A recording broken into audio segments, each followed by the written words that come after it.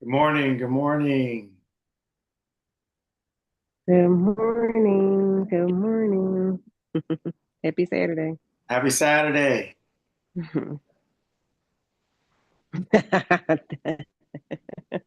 Oh, Oh Lord, it's about to be some trouble. I see. Girl, he has been doing that all morning. Birdman hands, all uh, of it. It's yeah. not even 7 o'clock. I've been sitting right here since 6 o'clock. Just waiting on us. mm. Like your parents wait, it's like your Mm. parents waiting for you to come home when you miss curfew, and they're sitting there just like, yeah, Come on come on in. in. Yeah. Let's sit down. Come Let's on talk. into the room. Yeah, come on in. How you doing? I am good. I am good. Cannot complain. Wonderful. Wonderful. Yeah. How's my boy Will doing? not complain. Oh, he's doing great. Got his permit. He's doing great. Mhm. Yep. Awesome. Awesome. Yep. I'm gonna keep my camera off because you'll probably see people walking by because I'm in a waiting area. Okay, yeah, no worries. Okay, Great but to have I'm here. I'm here. you here any way you can be here. Right? Exactly. All Alexa, right. good morning. How are you? Good morning. I am great. Running errands in the cold, windy. Oh my goodness, it's the wind is crazy right now. Mm, mm.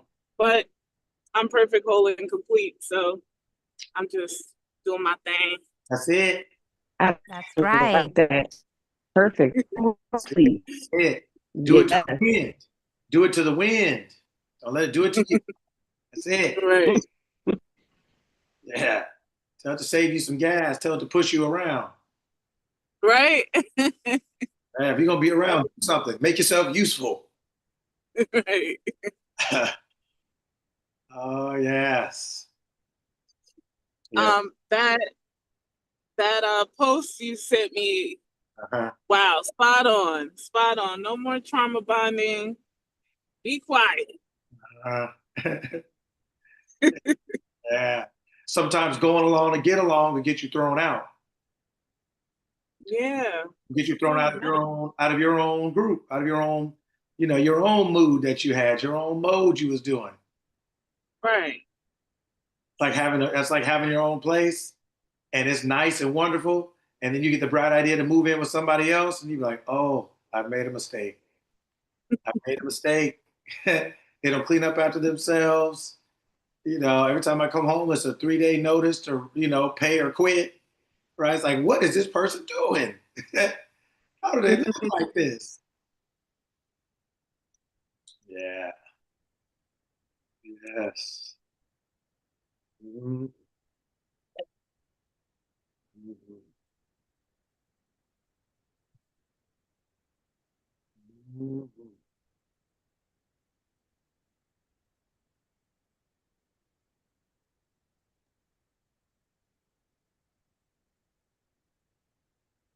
Yeah, he's coming for all of us, y'all. I can tell with his Birdman hands and all of that. Yeah. Yeah, yeah. You in a seat today. Oh, Oh. know what happened? That means I'm really focused. That's right. I'm watching everybody's corneas. I'm looking at everybody's nose hairs and everything. I'm all into them, seeing what everybody's thinking. I'm like, I can see what you're thinking. That's it. Today, I don't know how much we're gonna get through. Whatever it is, it'll be perfect. But I'm kind of thinking it's going to be 2 weeks. But I'm pretty sure it'll probably be 2 weeks. But today, these next 2 weeks are going to be um, some of the most important classes we've ever had, the most important weeks we've ever had. They're always important and they're always special. So that's it's always true. But um, today, what we talk about today and next week, a lot of which we've kind of talked within our group, but I'm expanding it outside the group. Um, but today and next week are going to be two of the most important weeks we've ever had. because we are going to be talking about things in a way that people just don't understand them, don't know them, don't get it. And my intention is to remedy that in the next 2 weeks, in ways that people's lives, they'll be able to now, they'll be better prepared to change and choose their life, to change their life the way they want to, with their choices. So these next 2 weeks are going to be just like this. I'll be sitting right here, and we are going to literally go line by line to secure the understanding necessary to live the life, so that um, as on earth as it is in heaven. That's right. On earth as it is in heaven. So we got 5 minutes to stretch and hydrate, cause Yeah, boy, because I'm coming out the gate like you stole something. Yeah. buenos dias, buenos dias. Yes. Good morning. Good morning. Happy Saturday.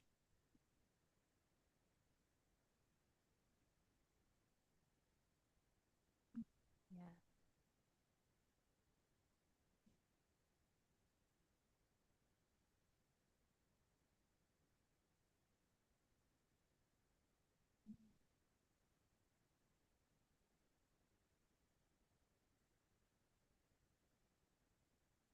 Doing this is the only thing that's ever made me feel like I was playing basketball. The same, the same emotions of excitement, anticipation, just really looking forward to it. That's awesome.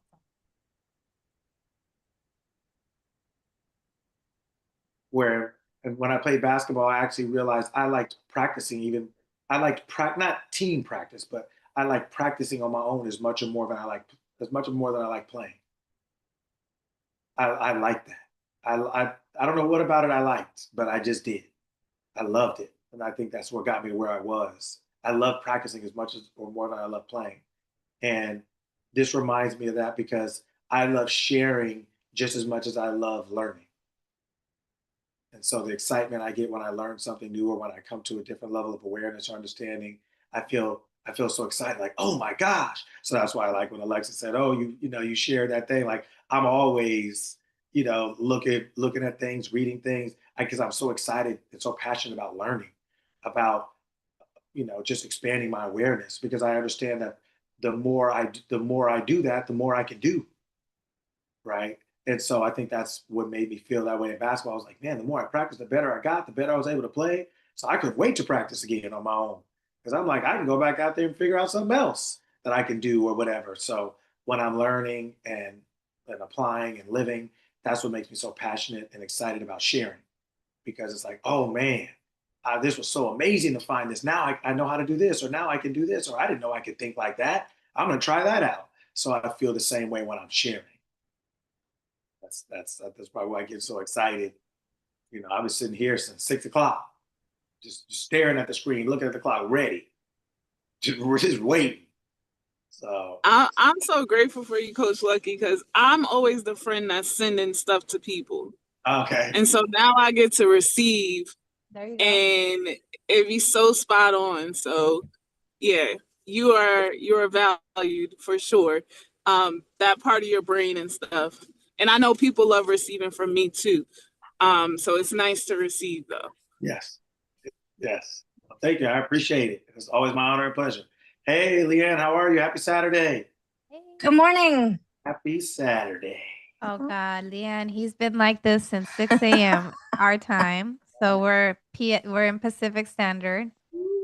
He's been waiting for all of us like this, like a little kid just waiting, like He's getting ready for it. Yes. I'm ready. I'm ready. Yes. Oh, Yeah, how was your week? Good. Really good. Nice. Yep. Getting ready for my mom's big birthday party tomorrow. Ooh, congratulations. Happy birthday. Yeah. birthday. Thank you. 65th birthday she's having. Fun. So big party. Yeah. Okay, are you throwing it? Or Kind of, yeah. Okay. Yeah.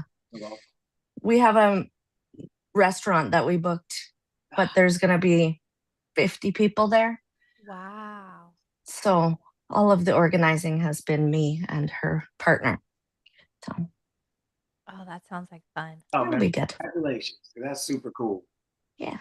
Super cool. Okay. All right. Oh yeah. It's coming. Happy Saturday. Happy Saturday. Happy Saturday. Church is on the move this morning. Church is on the move. On the move. Yeah, Vanessa, you can pull it up because we're oh it's 7. Oh it's 7. It's happening. Blast off. Blast off. Okay. Oh man. I'm so excited because these next, I'm assuming it's going to be probably 2 weeks. These next 2 weeks are going to be the most important. I think the most important classes we've done. We've been doing this for a couple years. They're all important, and they're all important because they lead us up to this moment, right? But these 2 classes are going to be really, really important because they are going to, I think, really set the tone, really reestablish, almost like hit the factory reset. Let me say it that way. Hit the factory reset. We have been living our lives for a significant amount of time. And because life doesn't have any timeouts, really, it's almost like we're marathoners and we're having to keep running no matter what. So then you have to run and eat, run and drink. You have to kind of keep doing everything while life is still moving, right? So sometimes change can be uncomfortable, inconvenient, because you never get time to actually stop and not have to do anything else but change. You have to change while you're still working, while you're still parenting, while you're still, being in a relationship, while you're still, all these things still have to be done while you're in motion.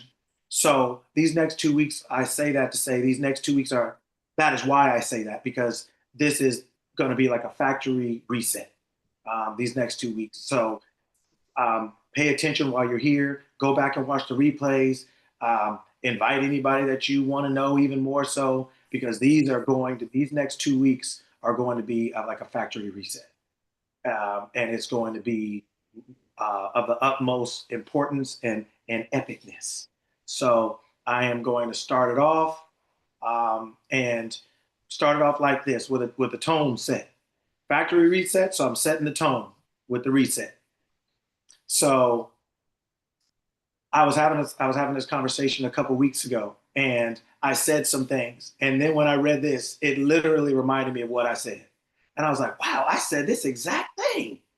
I can't believe it! This is wonderful." When I found it, because it was true. It wasn't because I said it, but it just really confirmed me more than anything that what I said was true. That I meant what I said, but what I said was true. So we're going to start here. This is not the beginning. But this is the beginning, but we're going to go back to the beginning of the chapter. I started here in the middle for a reason. This is the factory reset. And so I'm setting the tone by saying these things, because what you read in here is exactly what I think, exactly how I feel, and exactly what I mean. This represents what the class is about. All right. So the careless and indifferent thinker will at once say that this is not true. I do not intend to argue the question. For my work, this class is not to either proselyte or convert, but rather it is to teach. And so it does not make any difference to me as whether anyone agrees with me or not. This class is not about me, it's about information. And this class is about getting you to think about everything you hear so that you can become more conscious about what you think, about what you believe, about what you tell yourself, about the world as you see it. No one is asked blindly in this class to accept any statement that I make, but the one who really wants to learn will accept on probation such statements as are not yet as truth to them, and then test them out for themselves in every way you wish, until through your own experience, you are able to see their truth and accept them because you have proved them for yourselves and not because I have made them or I have said them. This class is not about you just taking anything I say, believing it, or even not believing it. It is about listening to everything that is said in this class and taking a look at it from your own paradigm, from your own state of mind, from your own mindset, and say, do I believe that or not? And why or why not? This class is to audit what you think. This class is to stress test what you think. This class is to put pressure on what you think and why you think it. So many of us in life have beliefs and believe things. And you have to start asking yourself a question. Is what I believe and what I'm believing, is that actually making my life better? Is it actually helping me understand life? Like I said, we have been living life long enough where we're already running with these thoughts that we have. We already have beliefs and everything. So when we hear new ones, because life doesn't give us a timeout, we have to take this new thought and like a marathoner, we have to eat it or drink it while we're still in motion, right?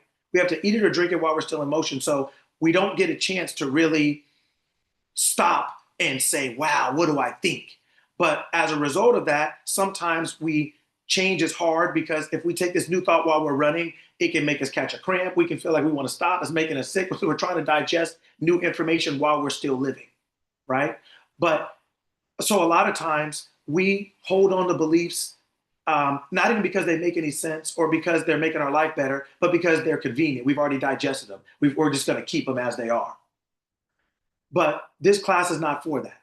This class is for you to take everything and to audit what you think, to stress test what you think, to make you consider what you think and say, wow, is this new thing true, even though I've never heard it before?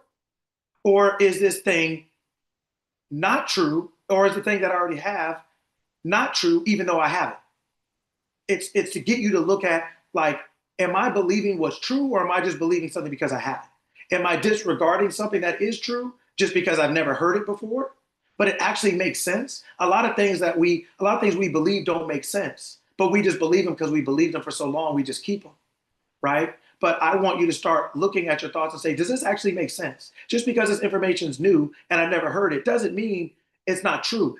If I'm listening, like, does this actually make sense? Wow, I never thought about that, but it actually makes sense. It makes me understand my world better, right? Does this thing actually help me make sense? Does it help me understand the world I live in better? Or does what I have, I believe it, but it doesn't even make any sense. It's not helping me understand my world. It's not helping me make sense of what I'm living and why what's happening. So I read that because I want you to understand what this class is about. This class is not me against you. This class is not I'm right and you're wrong. This class is not that. This class is, here's some information that I want you to consider. And I want you to put it up against what you think right now, what you think and feel and believe to be true. And I want you to say, with this information that I'm getting, does it help me make better sense of the world that I'm living in? Does it help me make better sense of what's going on in my life, right? Does it help me gain a better understanding of the world or of myself or of things, right? And if it does, you adopt it. If it doesn't, you don't. But the point is, you have to make a conscious effort to either keep what you have or import something new. That is what this class is about. It's about making you make a choice consciously about what you think, what you feel, what you believe. Because what's happening is a lot of things that we're supposed to be in charge of and that we're supposed to be leading are in charge of us and leading us. We're supposed to be in charge of our thoughts and our feelings and our beliefs, but we're not. They're in charge of us. We're supposed to be leading them, but they're leading us. So this class is designed to get you to think about what you're thinking about. And is it actually true? Is it actually real? Why or why not? I kept it because, or I eliminated it because, but there is no more free rent. There is no more free rides. Things in your mind don't just get to stay because they've been there.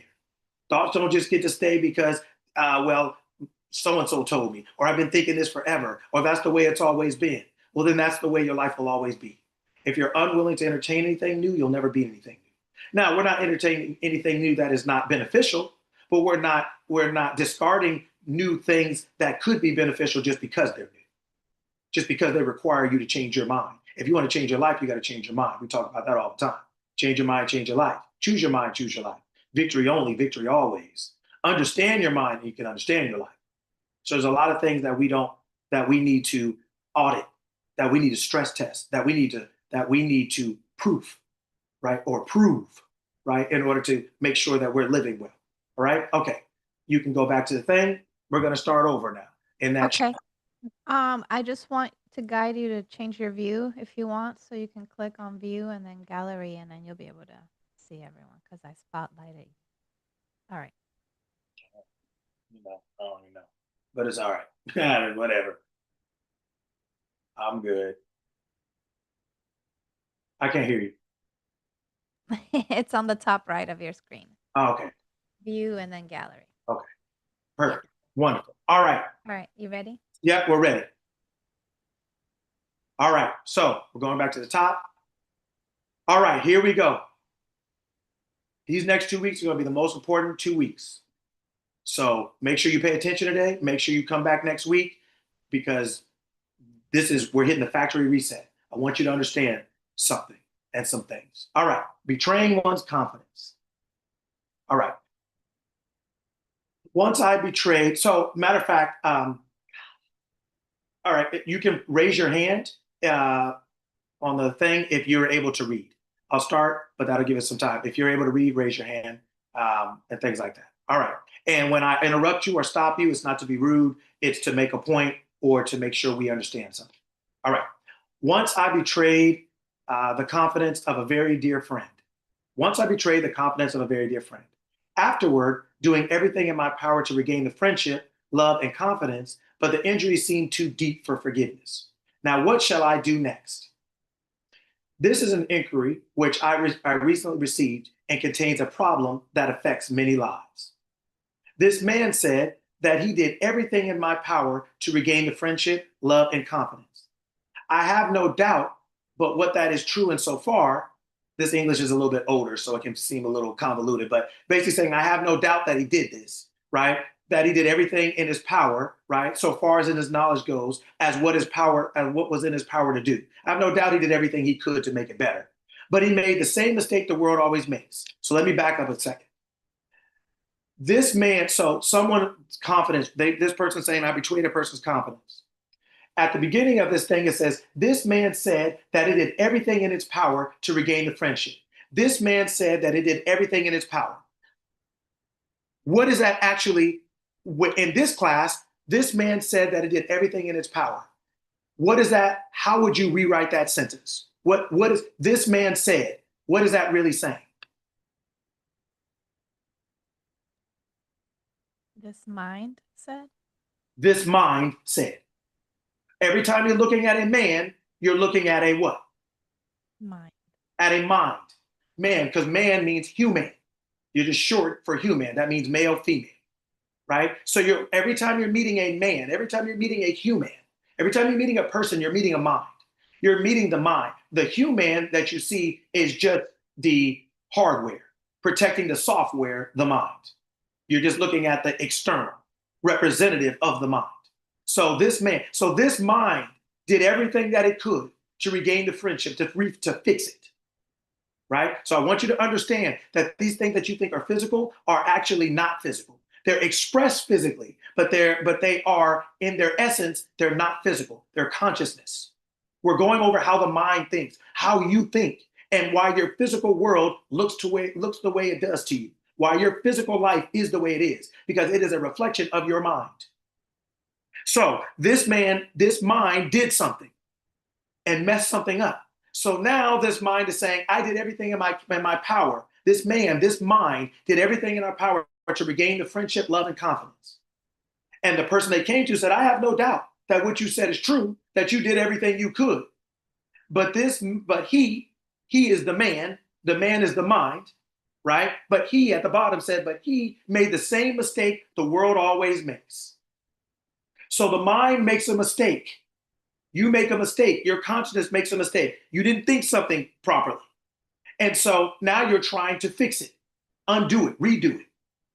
And the mistake that we make is, so he made the same mistake the world always makes. The world, that means humanity, right? Always makes, okay? And that mistake is He did all of his work in attempting to influence and control the other party. First mistake. So the mistake the mind made was what it did. And now to fix it, so what it did was cause and effect. It made an effect. The cause was the thoughts it had that made it do what it did. Now, once it did what it did, that's the effect. So the mistake people make is now putting all your work on attempting to influence and control the other party. So now you have an effect. Now all of your effort goes to try to change the affected. You're now going to try to fix them. You're going to try to influence and control the other party. You're going to try to go back out to the world and change them, change their mind. Hope they change their mind, change what they think, change how they feel. That's the first mistake, is trying to change the affected. You're going to try to affect the affected by changing them, by changing the outside world.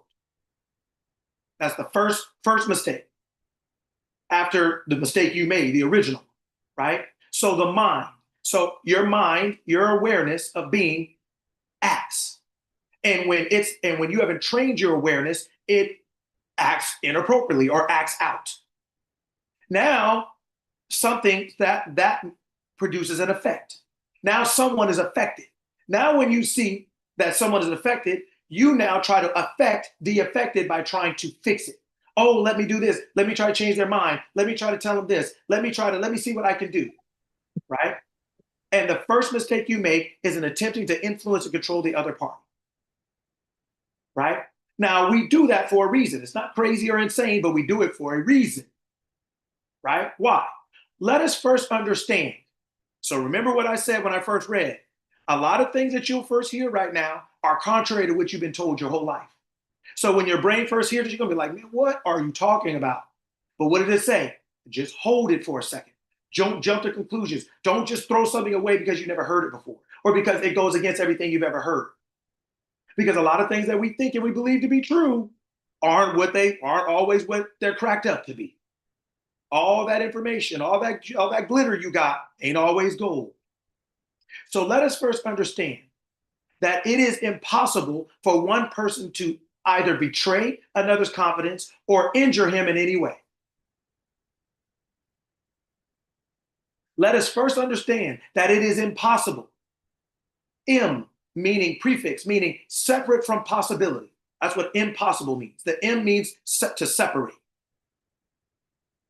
It is impossible for one person to either betray another's confidence or injure him in any way. The careless and indifferent thinker, meaning the person who has never heard this before or just and hears it and just says, oh, I don't agree. Oh, I don't understand, so I don't agree. The careless and indifferent thinker will at once say, this is not true. The careless and indifferent thinker will at once say, this is not true. Let us first understand that it is impossible for one person to either betray another's confidence or injure him in any way. The careless and indifferent thinker will at once say, this is not true. I do not intend to argue the question, for my work is not to either proselyte or convert, but rather it is to teach. And so it does not make any difference to me as to whether anyone agrees with me or not. Go down, please. No one is asked to blindly accept any statement I make, but the one who really wants to learn will accept on probation, temporarily. Just put a pin in it, hold it for a second. Will accept on probation such statements as are not yet truth to them, and then test them out for themselves in every way you wish, until through your own experience, you are able to see their truth and accept them because you have proved them for yourself and not because I have made them, not because something was told to you or a statement was made.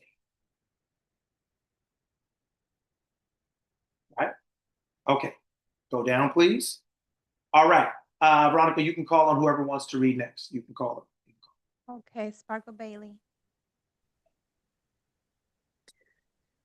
Excuse me. Good morning, everybody. It is true that we often seem to betray another's confidence or seem to injure someone else, but we do not do this in reality. We only seem to do it simply because we have not gone deeply enough into the study of life to understand the law of cause and effect and the instruments which are used by God, the great universal law, in working out the effects of causes man set, working out the effects. Yeah, I don't know what is going on with my eyes. I'm not sure what's going on with my eyes.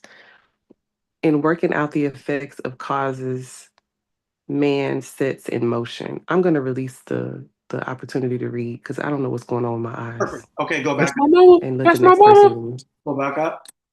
Okay. All right. So it is true that we often see. Seeing is what something seems does not always make it real or reality. It's a belief that we're holding in the moment, right? So it says it's true. It is true that we often seem to betray. It's true. Another confidence or seem to injure. We do believe that. But in reality, we only seem to simply do it because we have not gone deeply enough into the study of life to understand the law of cause and effect and the instruments which are used by God. So, instruments used by God. All right. Instruments used by God. All right. So, now, definition of terms. God. Definition of God is what? God's name is what? I am. am. I am. So the law of cause and effect and the instruments which are used by what? I am. So the instruments are used by, Me. yes, the instruments are used by you. The law of cause and effect and the instruments which are used by I am. So what are the instruments?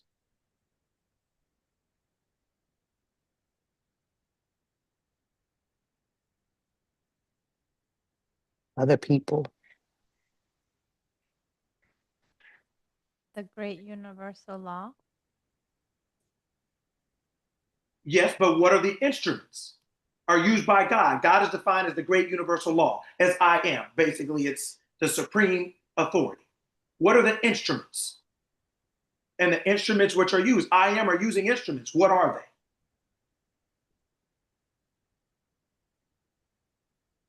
they? Words? Cause and effect. What? Yes, but there are things that cause the cause and effect. The mind. Okay. Is it people? There you go. People. Write it down. People, places, situations, circumstances, conditions, and things. Anything and everything that will bring the outcome of the cause. So when you are thinking something, whatever it takes to bring that into physical form, that will be used. Maybe it'll be a person. Maybe you'll use your own body, your own self. Maybe there'll be weather.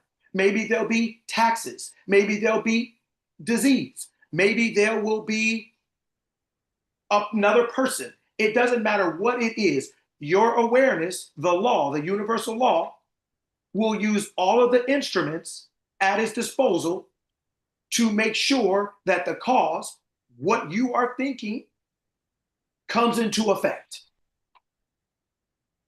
What does it say? In working out the effects of the causes that what? That who sets in motion?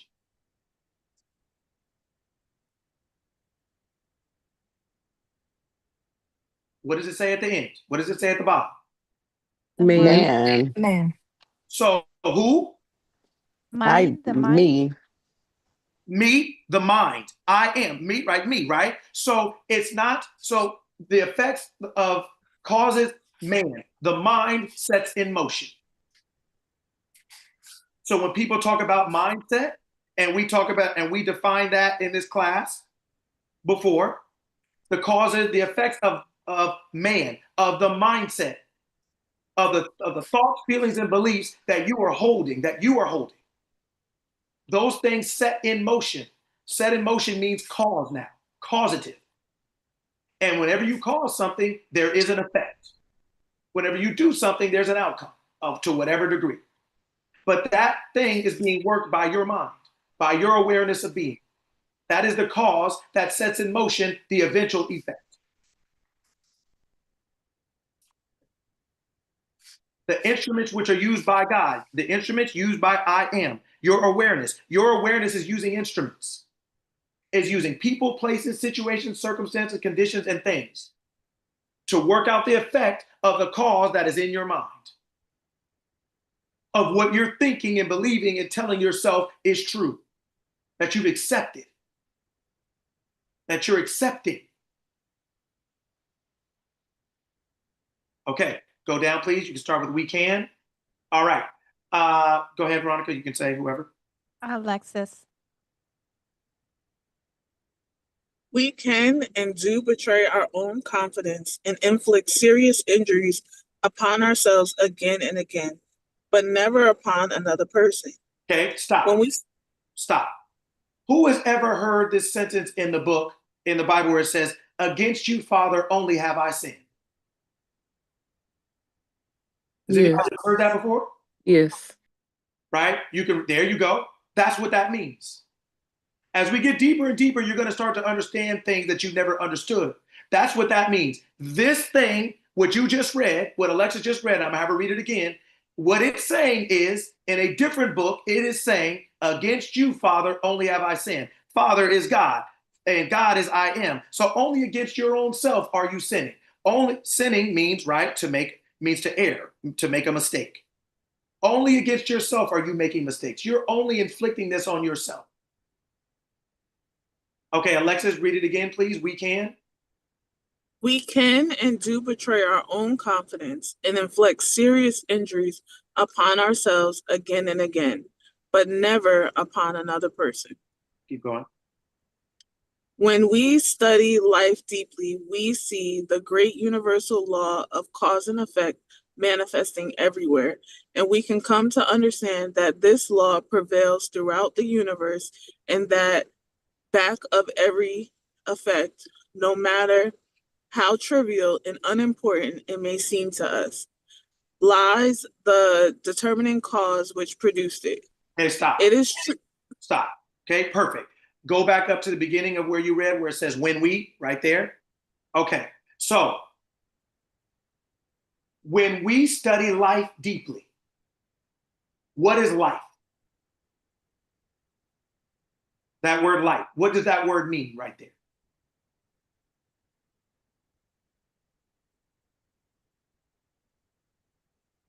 The experience. Okay. Who else? What does that word mean? I don't expect you to be right. I expect you to think and try. Our purpose for being here, our reason for existing. Okay. So Rita put in the chat the physical. Okay. Our mindset. Yeah. When we study consciousness, awareness, your awareness of being is life. Does it not say, "I am the life"? Right? I am the way, I am the truth, I am the life. So how did we get to the physical? See, this is how we believe that we can betray someone, because we keep making everything that's conscious, we keep trying to turn it into physical. But the conscious does turn things physical, but the physical is always after consciousness. And when you go to when you go to the physical first, it's like trying where it said earlier up in the page, the first mistake we make is trying to change the other person. We start going after the other person that was affected or inflicted upon, because we think that's where it's going to be solved.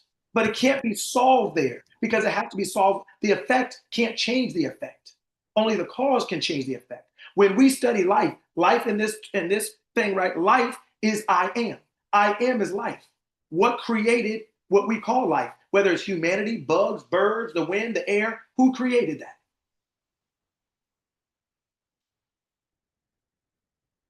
Who created that? I am. I am. So I am is the creator of all life, right? So when we study life deeply, why are we studying the world? meaning the physical thing.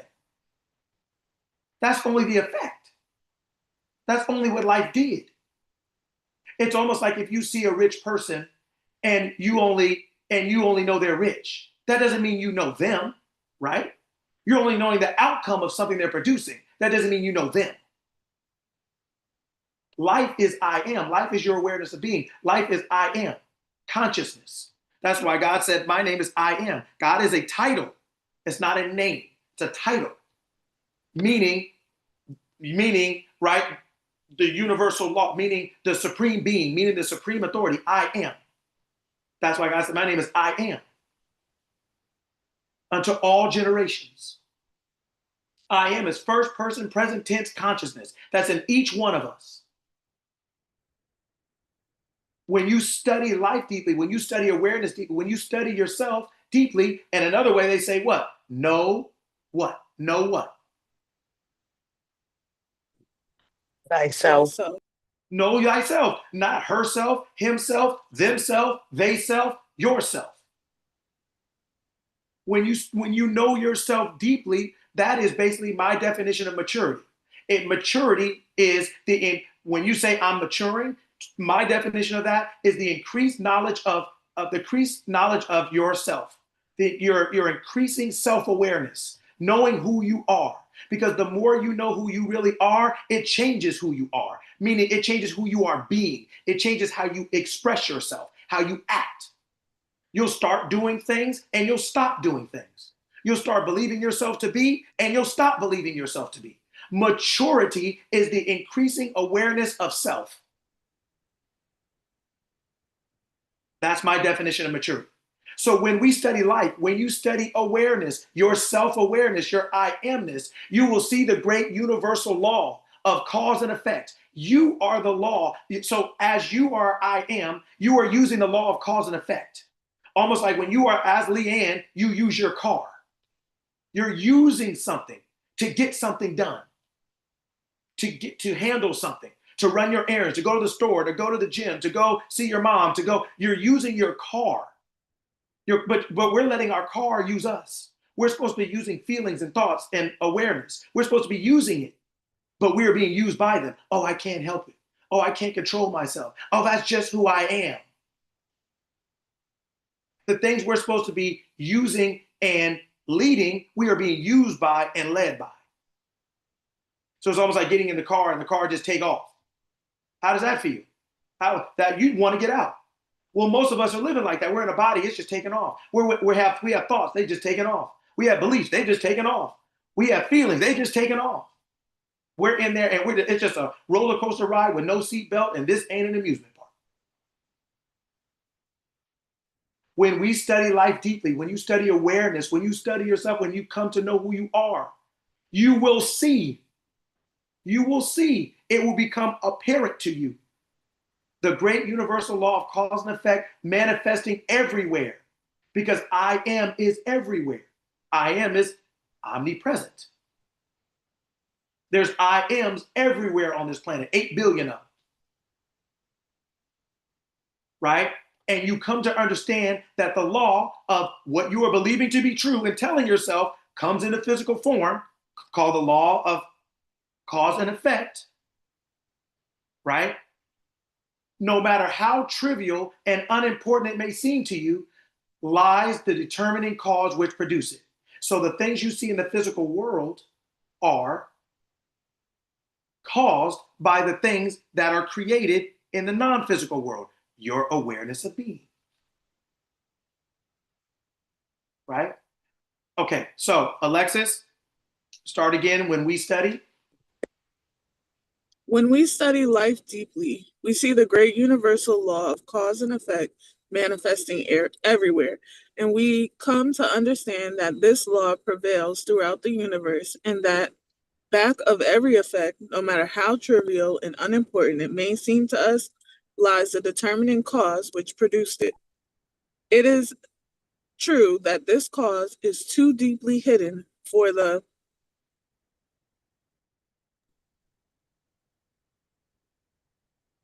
superficial and unsuspecting student to observe it, but it is always there, and can be found by the soul, which has the real want to discover it. Okay? Two things here. Superficial and unsuspecting. Most of us are that. Because most of us take things on either face value or because somebody loves us or because they told us so or whatever else it is. But in the book, what does it say? Study to show yourself approved. A workman that needeth not to be ashamed, rightly dividing the word of truth. And when you're superficial, you become unsuspecting, right? So then you're not aware of what's happening. So superficial and an unsuspecting student, a superficial and unsuspecting mind, right, is not able to observe the truth. They don't see it for what it is.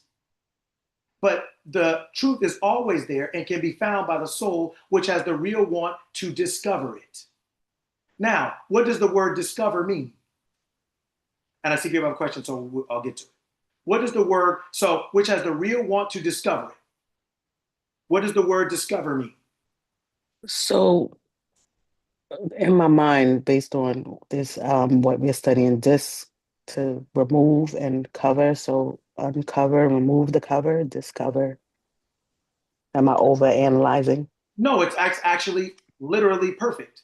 Discover is the word, that's what an informant is. An informant discovers something. They know the truth about something. So they inform people who don't. So when back in the day, they're like, oh, we need an informant. We need to get somebody inside this group, right, that can get to the truth that we can't get to and uncover it. That's what the word discover means. It means informant. Discover, to discover, to take off the cover of something. So you may have 4 kids. And so you go into the room and one of them is under the blanket. You haven't seen any of them, but one of them is under the blanket. You may not know which one that is, but you can see that one of them is under the blanket. So now once you discover it, once you take the cover off, you can see who it is.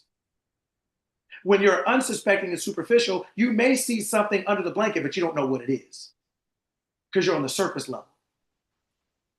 You can't discover it. You're not informed. You're not inside. Right? Okay. So, Coach JK is raising their hand to Yes. read, but I think Larissa had a question, Yes, go. or What? I wasn't sure if it was now or later.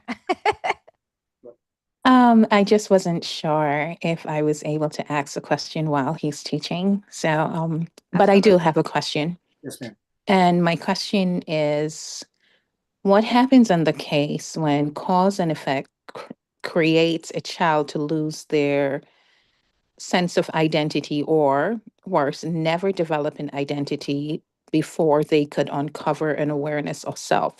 How do you begin to not just navigate, but teach or help them to unlearn all the things that they took on? And I ask this, I'll give an example for a child that was and have been abused from they were very, very young. What happens in that case? How do you begin to unlearn all of that?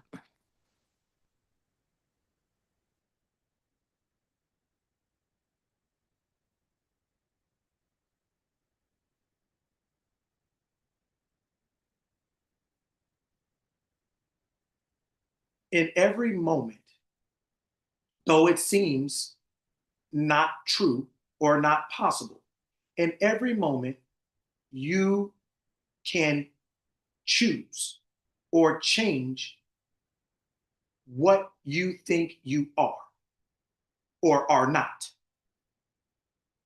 When we look to the physical to give us permission to do something, that is why we do not or we cannot. Because we're looking for something that we are supposed to be using as our instrument, and we are being and we are allowing the instrument to control us. We give power to an instrument and then we call it powerful. So when something happens that we don't want or that we don't like, we never lose the ability because of who we really are. We are I am. So an expression of ourselves does not mean that we are not able to express ourselves differently. A lot of times when something happens, the best thing we can get out of it is the clear understanding of what we don't want and don't like, so that we can now go forward to choose what we do want and what we do like. So we can now start to, because in the moment of what we don't like, we're telling ourselves something. We're believing ourselves to be something. We always are. Even before we got here, we believed ourselves to be something, because that is why we pick the parents we have. That's why we are the color we are, because that's why it says in the book, before I formed you in the womb, I knew you and called you by name. See, this isn't a guilt thing or a shame thing or a blame thing or a regret thing. This is understanding our power and authority. And when we came into human physical form, we often forget who we are. So we start to believe that we are the physical thing that we bathe and feed and that we name ourselves by. But if we were to call that person, let's say Samantha, the word person means mask or character. It's only a role that's being played by I am, believing itself to be Samantha. So I am can believe itself to be anything. And so when we are having a physical experience, what we call free will is the ability to say, okay, I want something different, or I don't like this. What do I want now? How do I want to identify myself as now or with now? What do I want to call myself or see myself as? And to begin that process of identifying yourself as who you want to be now. And you let that old identity die. By continually, from the beginning, you start identifying yourself as the new you that you want to be. I am now this. I was that, I'm no longer that. So like when Jesus died, let's say, when that mind died, was crucified, it could only be resurrected once it was crucified. Two things can't live at once. So we have to pick the identity we have or the identity that we want to be now. Both cannot coexist. So when we have an identity that we are currently living from and out of, we now, and we don't like it, we now say, oh, okay, I want to now choose this one. So we start identifying ourselves as something else, as the new thing. So we resurrect as something else. We crucify the old to live to the new.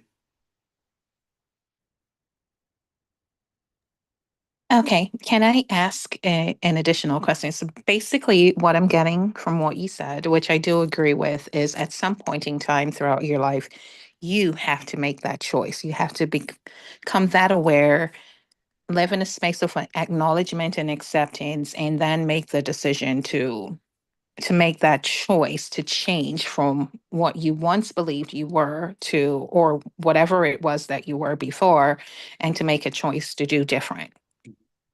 Did I understand that correctly? Sure.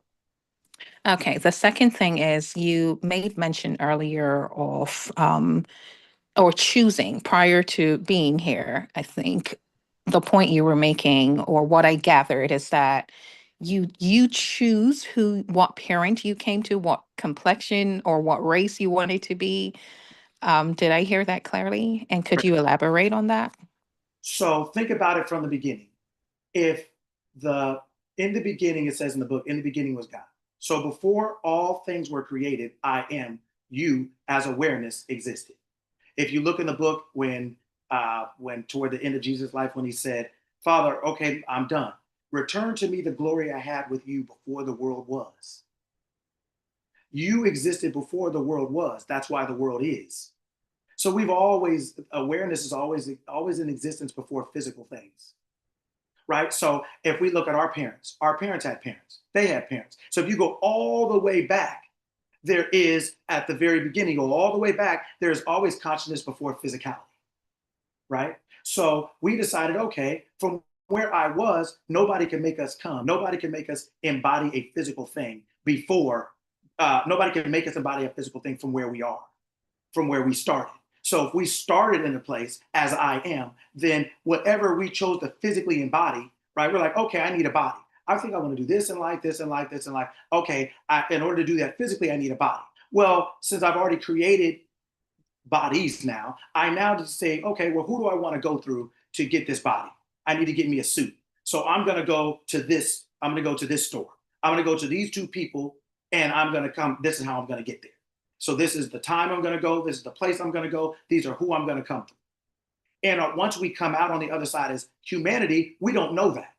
We're just like, okay, we start to realize we're here and we're trying to figure it out, right? But that is when I say that is what maturity is. Meaning as we grow and mature, things that made no sense to us, like a knife or the oven when we were 6 weeks old or 2 years old, start to make sense. It's not because they've ever changed. It's just because as we grow in our maturity and our awareness, we start to understand things for what they really are or for what they've always been. It's not that they've actually changed. It's just that as we've matured, we are changing, meaning we are growing our awareness, our understanding of what things are and how they work, right? So in order to have a physical experience, we needed to come through physical. You need to get a physical suit from from things that already had it, right? That's how we set it up. But no one makes us come before we do, and no one gets us out of here before we're ready. We just use instruments. That's why it says people and things are only in the next line. If you look, I don't know if you can see it on your screen, but it says people and things are only instruments in the hands of God. People and things are only instruments. They're not what we think they are. And that's why I said these 2 weeks, this week and next week, are going to be probably two of the most important weeks we have in this class because it's a factory reset. If we are going to really have to relearn really how what's happening here, because we didn't know, and a lot of times we weren't taught well or properly by people who tried and loved us. But now we are off and running with all that information and there's no timeouts. So we're having to just use what we have the best of our ability. And there's so many things we believe that don't make sense, but we try to believe them because that's all we have. But it's not helping us make sense of our world. So your question is great. Your questions are great because there's so many things that were going on with that, right? So as we're moving forward, right, we picked people to say, okay, we're going to come to these people at this time to do whatever it is, right? But as we know ourselves, we start to figure out why we do things. We start to figure it out, right? But that just comes with time and information, right? Because humanity sees things much different than awareness. Awareness, I am, never dies. The body dies, but I am doesn't. So humanity holds on to physicality because that's what it is. So that's all it thinks it is, but that's not all that is, right? We are I am before that. We were before these bodies. We are immortal. We live forever. So this is just a moment of time that we're having in a body that we've named a name, but this is not, that physical thing is temporary. And we go to another one until we get finished doing everything we want to do, which is a longer conversation. But we just understanding that from the beginning, we have the power to choose. And as we wake up in our human form, we'll remember that. And we start choosing, right? It's not really about learning in humanity. It's about remembering who we are, but realizing that we always knew, that we always know. And as we move forward, that will increase, right, through as we continue to go forward. Can I add something? Sure. I like to see the way I see it or explain it to myself is that voice inside of me. That's I am. That voice that talks to me and that internal conversation that we're constantly having because we're always talking to ourselves, right? We're always thinking and talking to ourselves. That's I am. And that's that's the being that's always existent, never dies and things like that. So that's kind of what helps me differentiate or almost identify I am. All right, Coach. JK, Coach JK, Yes. you can. We start here at people and things. Yes. Okay. Okay. All right. Let's see.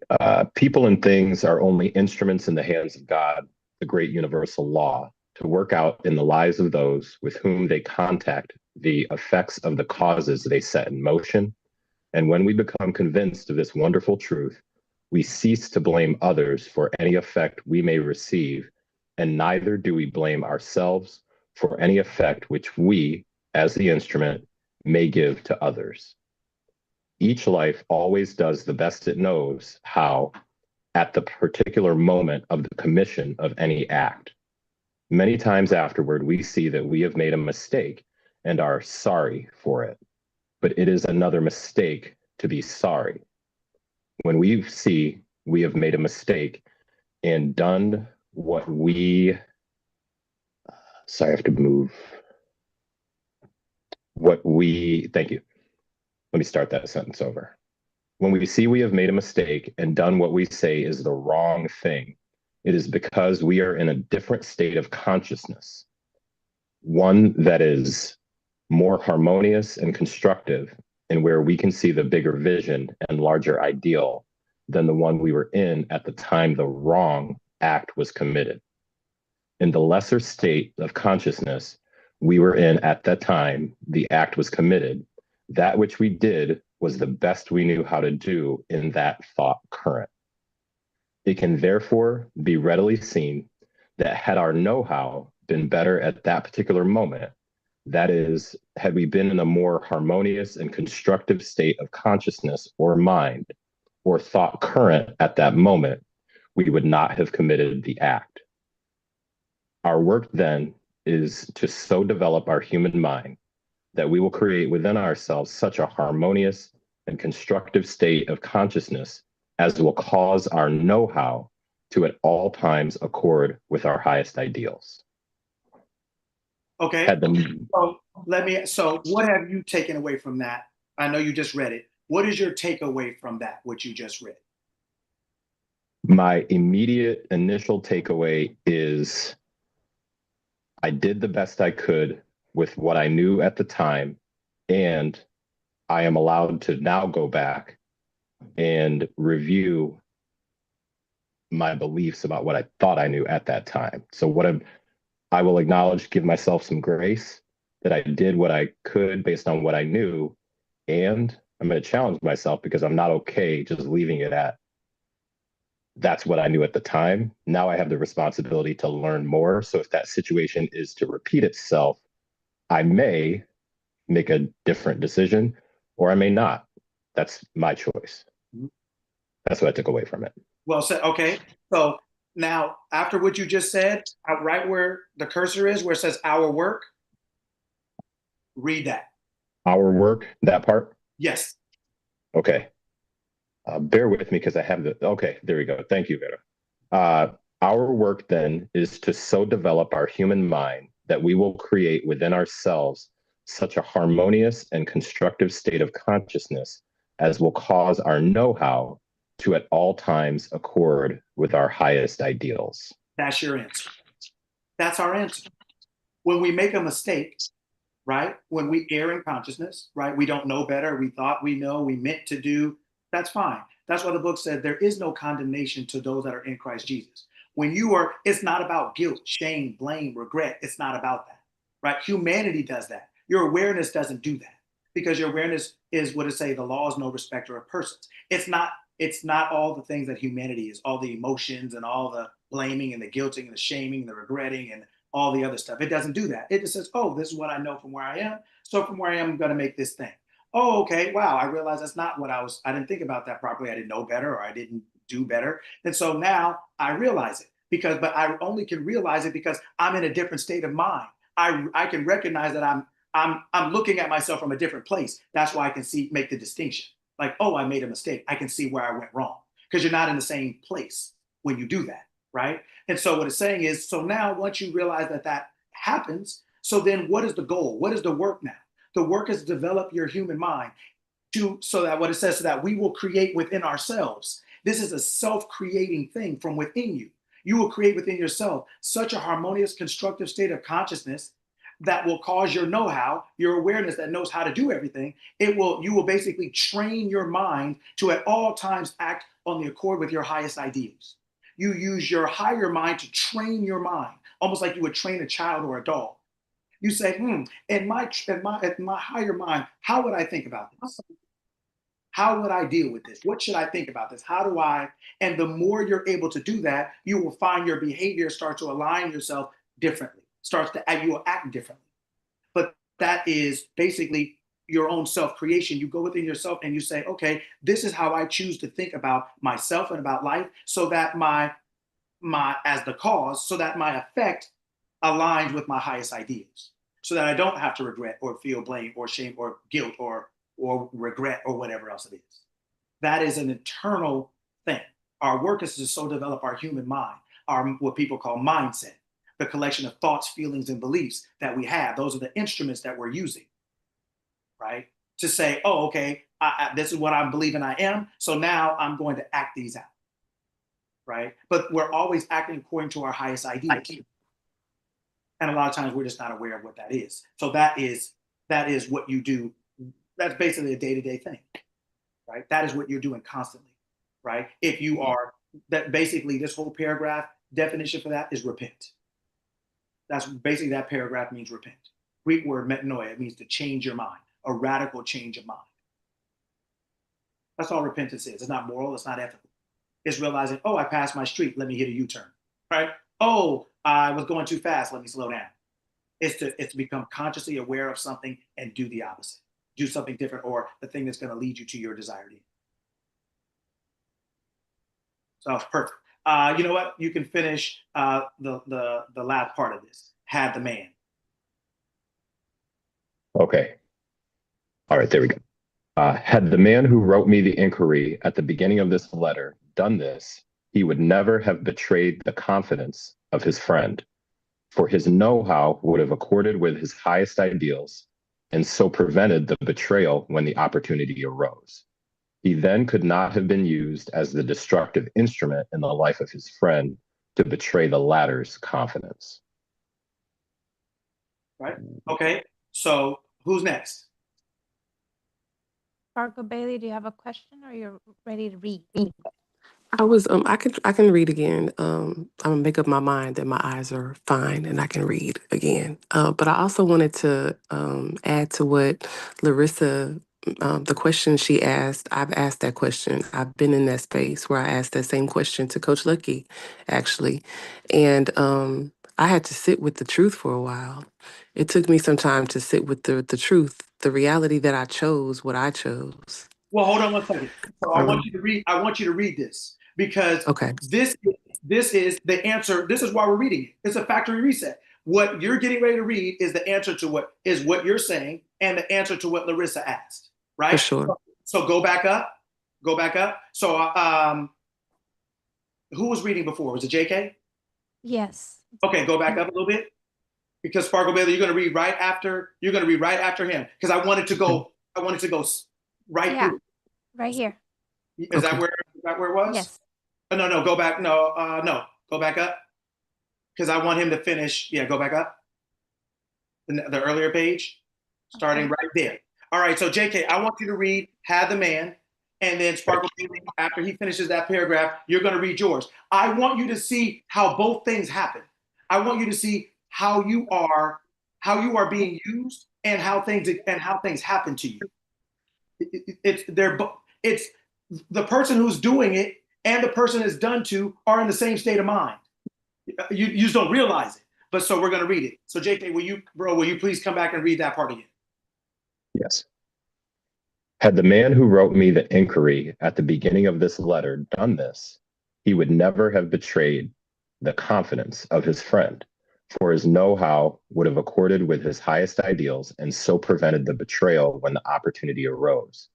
He then could not have been used as the destructive instrument in the life of his friend to betray the latter's confidence. Perfect. Okay, Sparkle Bailey, go ahead. While it's true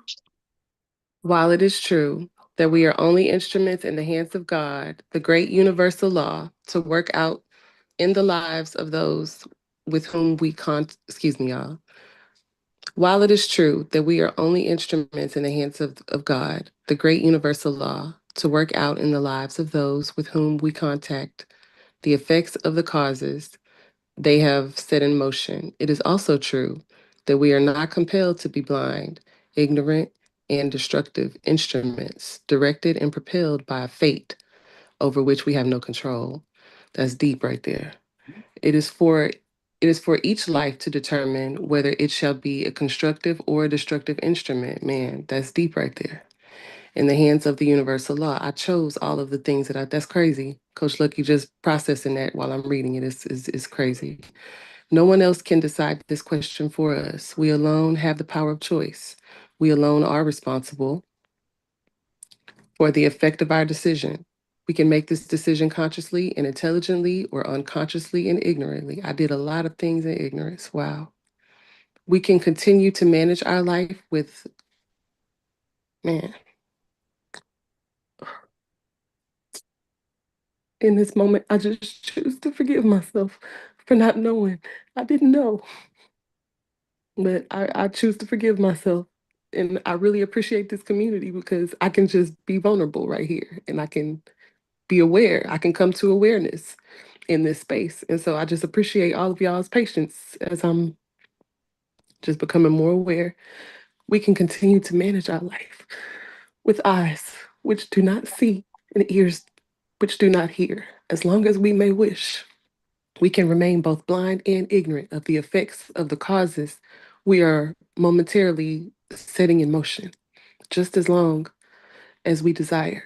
God, the great universal law, never steps in and interferes. That's crazy.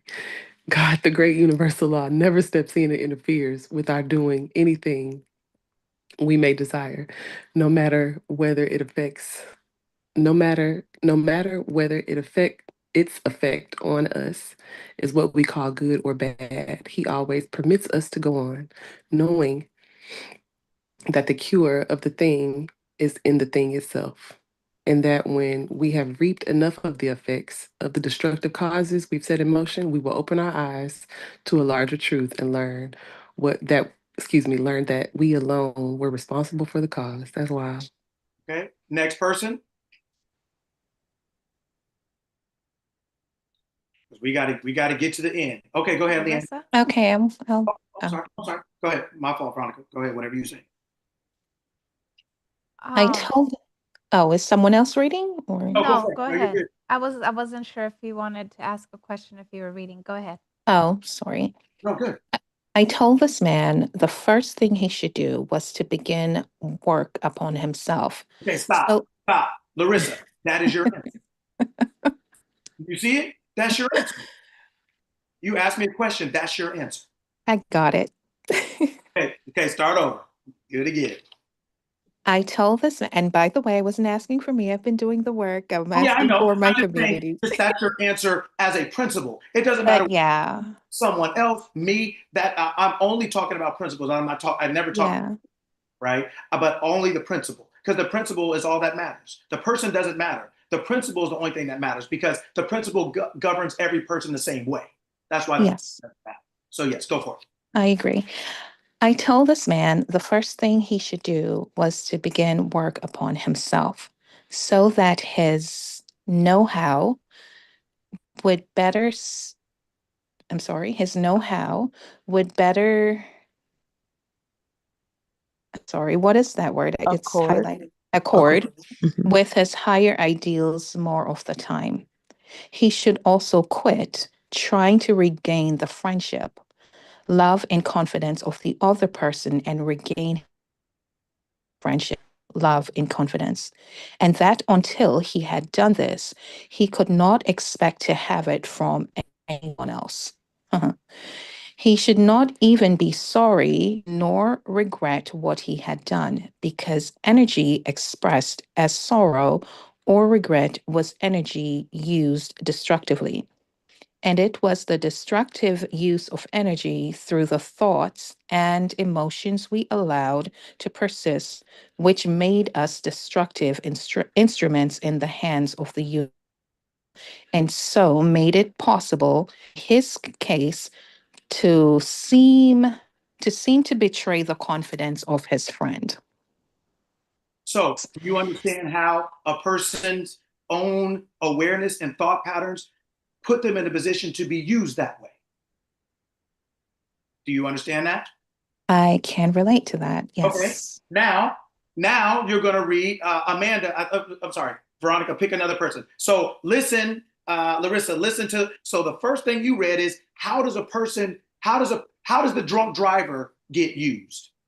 How did the person who killed my brother get used? How did they get put in that position? You just read it. They, through their own thoughts, are now eligible to be used as the thing now. Okay, this is the way you think, you're perfect. You're the person that's going to be used to do this thing. Now we're going to read how the person who it happened to gets in the situation. Okay, next person, Veronica, whoever you pick. Let's see. Amanda says she wanted to read Okay, next. go for it. Go ahead, Amanda, and then Miss Karen. It would have been impossible, however, his friend's confidence to have been betrayed had not such friend himself created the cause through his own inharmonious and destructive use of energy by his thoughts sometime prior to the act. That he was in no way responsible for his friend's creation, and that had he never lived, his friend's confidence would have been betrayed by someone else. His friend would not be, would not have escaped the betrayal.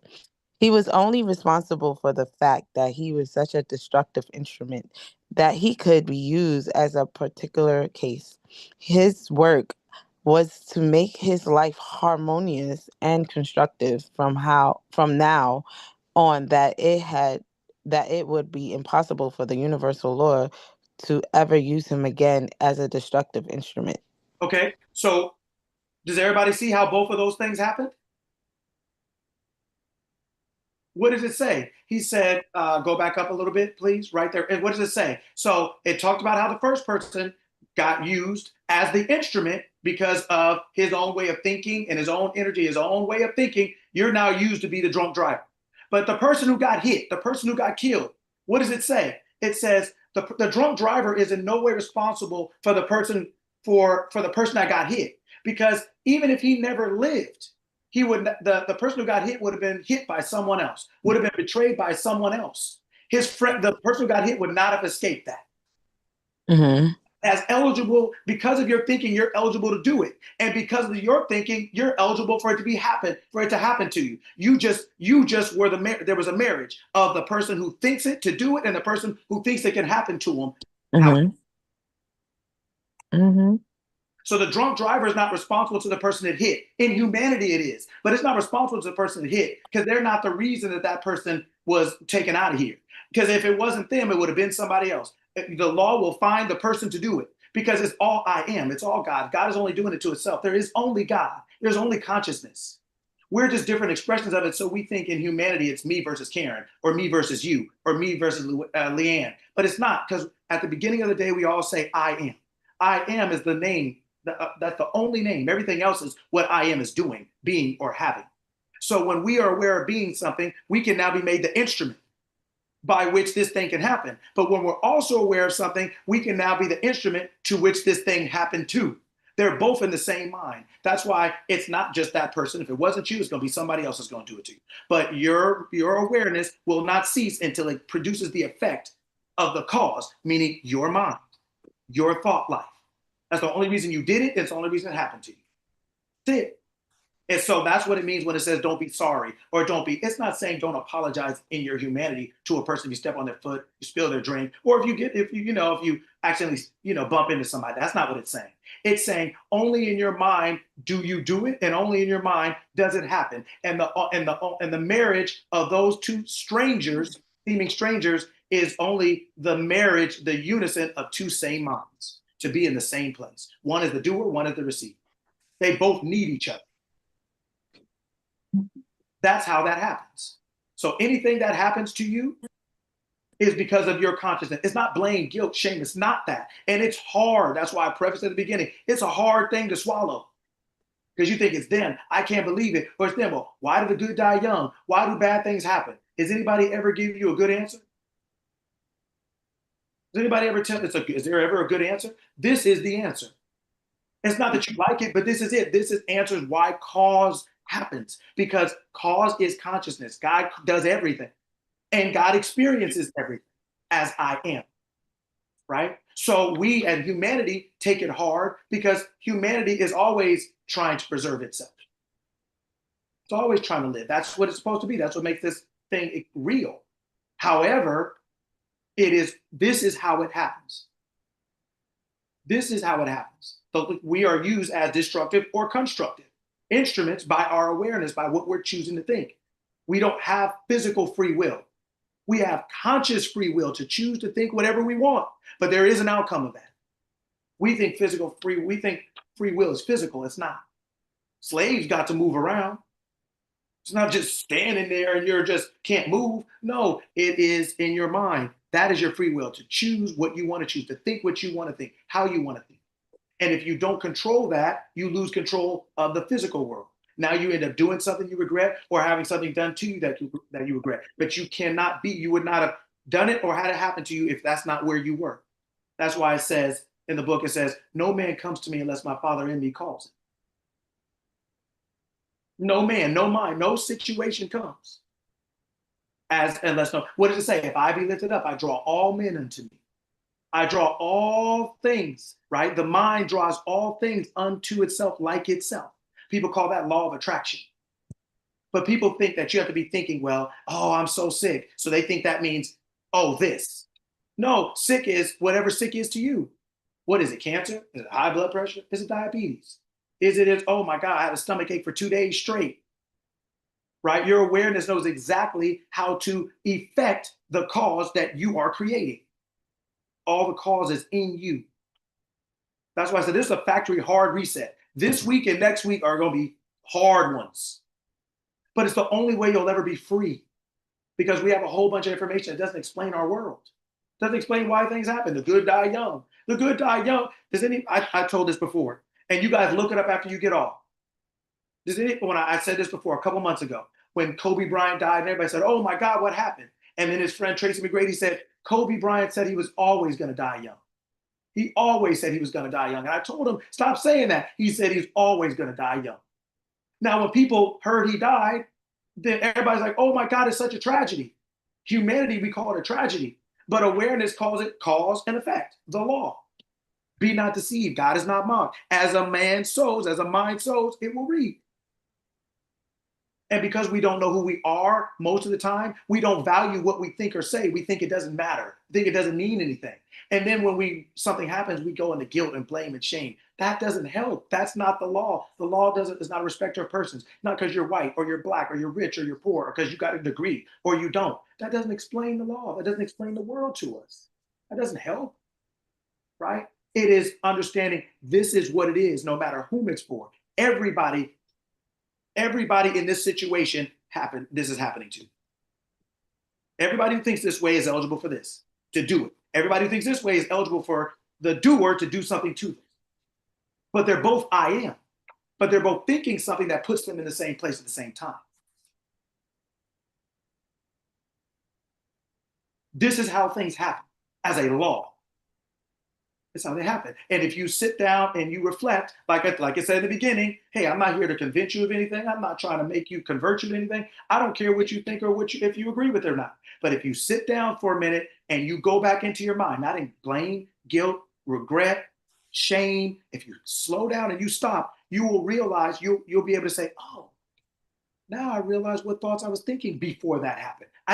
Wasn't really aware of it. I didn't realize, but I didn't think that. Yeah, but I thought the same net effect. I always told myself I'm so broke, but I didn't think that was going to get me kicked out of my house, or I didn't think that I was going to work overtime and then my car broke down and took the money right back. So I'm still remain broke even though I worked overtime. Our brain doesn't know everything, so it's always looking for a reason, but the brain can't put it together, right? That's why we're going over this and next week. This and next week are hard factory resets. They're hard. But if you sit down, your life will change. Your life will change. It will change. Because we all have had things happen to us we don't like. But we can't ever get a good reason. Oh, it's God's will. Oh, God never put on more. Well, don't question God's will. And it's like, well, okay, we suck it up and we try to, and it's the best we got. So we try to do the best we can with it. But does that make you feel better? Does it help you understand anything? Does it give you any sense of why things happen in the world? You don't. So you're just sitting there hoping it doesn't happen to you next. And if you will slow down and put your feelings to the side and just hold on for a second and let it sink in, you will be free in a way you've never been free. And you will feel responsible, meaning you will feel the authority that you have, and you'll let go of things. You'll be like, shit, well, you know what? I didn't know. Like JK said, you know what? And the thing, I didn't know, but now I do. Now I do. I was lost. Now I'm found. I'm back, right? And that is why we're reading this. So let me get through it and finish up. Karen. Can't hear you. Am I starting at this? Yes. This was the only way in which he could ever forgive himself And when this was accomplished, he would not need to be forgiven by anyone else, for he would only attract to himself harmonious expressions from those with whom he contacted. Perfect. That's it. That's it. So when you change your mind and you decide to become constructive and harmonious, meaning when you change your mind and you start telling yourself certain things, you will only be able to be certain things, and only certain things will only be able to be to you. You will only do and have done to you who you're being. That's all that's ever happened, is what it's basically saying. But because we're always trying to control the outer world or always trying to control circumstances, we don't realize that circumstances never change because we never change. We're trying to control the person, and then but while we remain the same. We're trying to get them to change their mind, but not realizing we haven't changed our mind. So guess what? That person forgives you, but then you go and do the same thing to another one of your friends. And now eventually you got two people hating you, and you wonder why all your friends don't like you. Because even though they agreed to forgive you, you haven't changed who you are, so you're not changing who you're being, so you're not changing what you're causing, so you're not changing what you're affecting, so you're not changing what you are affected by. Now you got two people who don't like you, two people who don't trust you, two people who don't want to be bothered with you. And you're thinking it's them. So you spend all your time trying to change them, but you don't realize you can't change them because you're the same. So you're going to keep recreating it just through another person. If I'm a gossip and I tell Coach JK stuff, then he's not going to want to be bothered with me. So then I can't talk to him anymore. So then what I'm going to do? I'm like, well, Jasmine's on here. Well, let me tell Gavin all of Jasmine's business. Now Jasmine don't like me, but Jasmine doesn't know anything about Coach JK. She doesn't know that I did that. But they're both going to have the same impression of me because I'm doing the same thing to everybody. It's who I'm being. That's who I'm being. When I change who I'm being, not only will I not do it, it can't be done to me. You won't be the drunk driver and you won't get hit. You have to be in the same mind to either do it or have it done, because they're two sides of the same coin. You have to understand not the difference, you have to understand the similarity. The similarity is in mind. The difference, that's a man, that's a woman, that's a car, I'm on a motorcycle. All the differences confuse you. They make you think that they're not related or that they have nothing to do with one another. It has everything to do with one another, which is the one thing, I am. The universal law, cause and effect. What does it say? As a man thinks in his heart, so is he. According to your faith, be it unto you, right? You shall declare and decree a thing and it shall come to pass. So when we are not aware of what we're thinking, we're like, oh, yes, you are what you attract. It's true. People call it law of attraction like you always have to be in a good mood. No, you're still Coach JK if you're in a bad mood. You're Coach JK if you're in a good mood, because your emotions are not you, they're yours. You are who you believe yourself to be. And some days your emotions go up, they go down. But that's the problem, is that our emotions are our possession. We are supposed to be leading them and using them, and we're being led by them and used by them. Mm-hmm. We are being run around by the things we're supposed to be running around. You are supposed to deploy your thoughts, your feelings, and emotions like you deploy your car. You get in it and you tell it, this is what you're going to do today. This is where we're going. You train your thoughts, your feelings, and your emotions. You train it like a child. This is how I want you to think. This is how I want you to act. You tell your thoughts how to think, your feelings how to feel. You tell your mind how to mind, what to mind. My business. Mind, my those are things that are, when you say my, that is your possession. Every possession you are using. You are using everything and everyone. When you say my wife, you are using your wife to be able to have a marriage. You're using her to be able to express your desire. Your possession is an expression of your desire. You're using your possession as your expression. So when you say my husband, you're using that man in order to have a thing you want called marriage. You're using everything.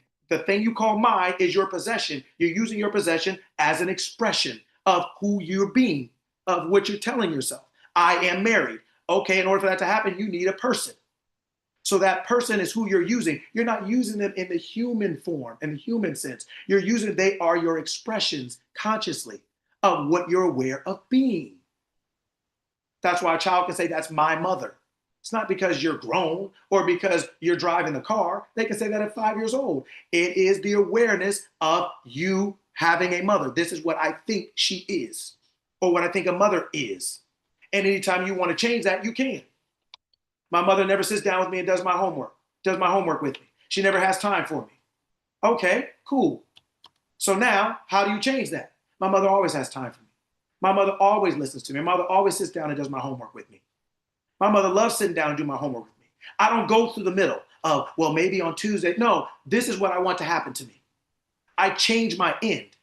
I don't try to figure out how she's going to get more time. I don't try to make her like it. I don't try to make her like math all of a sudden. No, I sit there and I go to my end and say, this is what I want to see in my world. So as the cause, I just said, this is what I want the outcome to be. I'm causing the effect. I'm causing it by saying, this is what I now want for me. This is now, to Larissa's point, this is now what I want to be. I'm now the person who's always happy, healthy, and safe. I'm now the person who's this or that. That is how I start identifying myself. That's the cause. I'm causing this effect that I want to see by telling myself certain things. A lot of times we just don't realize what we're telling ourselves, so we can't make sense of our world. We're just like, well, how did that happen? What did it say? Behind every effect is a cause. Nothing happens randomly, so we'll say it's rando, or it's luck, or it's whatever we call it. No, it's cause and effect. But in the immaturity of our mind, we say something, and because our mind is immature, if it doesn't happen right away, we think it will never happen, or we think it wasn't because of anything we did. We're almost like children in that sense. That's why when a child does something, we try to stop it right there, because we want them to understand, like, you did this, and so this happened, so that they can understand cause and effect, so that they don't just randomly do things and think nothing's going to happen. Well, it's the same thing in our mind. When things don't happen right away, we think nothing's going to happen. Or we think like, oh, that has nothing to do with anything. No, that's everything to do with everything. Because in the beginning was God, and God created the heavens and the earth. So all things are created by who? I am. Right? So then it's not luck. It's not coincidence. It's not circumstances. Circumstances are creations. How are we held or bound by things we created? Because we don't know who we are. So that's why we're always saying they, them. Well, you don't understand. Well, what am I going to do about them? Well, what am I going to do about, what did it say? That's the first mistake people in the world make, is they try to control the things outside. But you can't, because you're the person suffering, and you will not change your suffering until you change you. You can't change the effect before you change the cause, because the effect is only the outcome of the cause. And as long as you are what you are, you're going to get what you get. That's not good or bad, right or wrong. If you don't like it, change who you are. It's all about who you're being. I am. I am what? I'm what?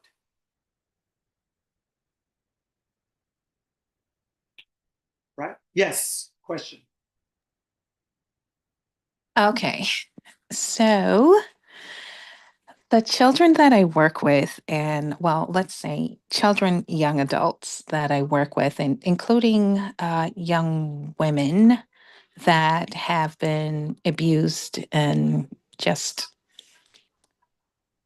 let's just say they've gone through the worst of the worst experiences.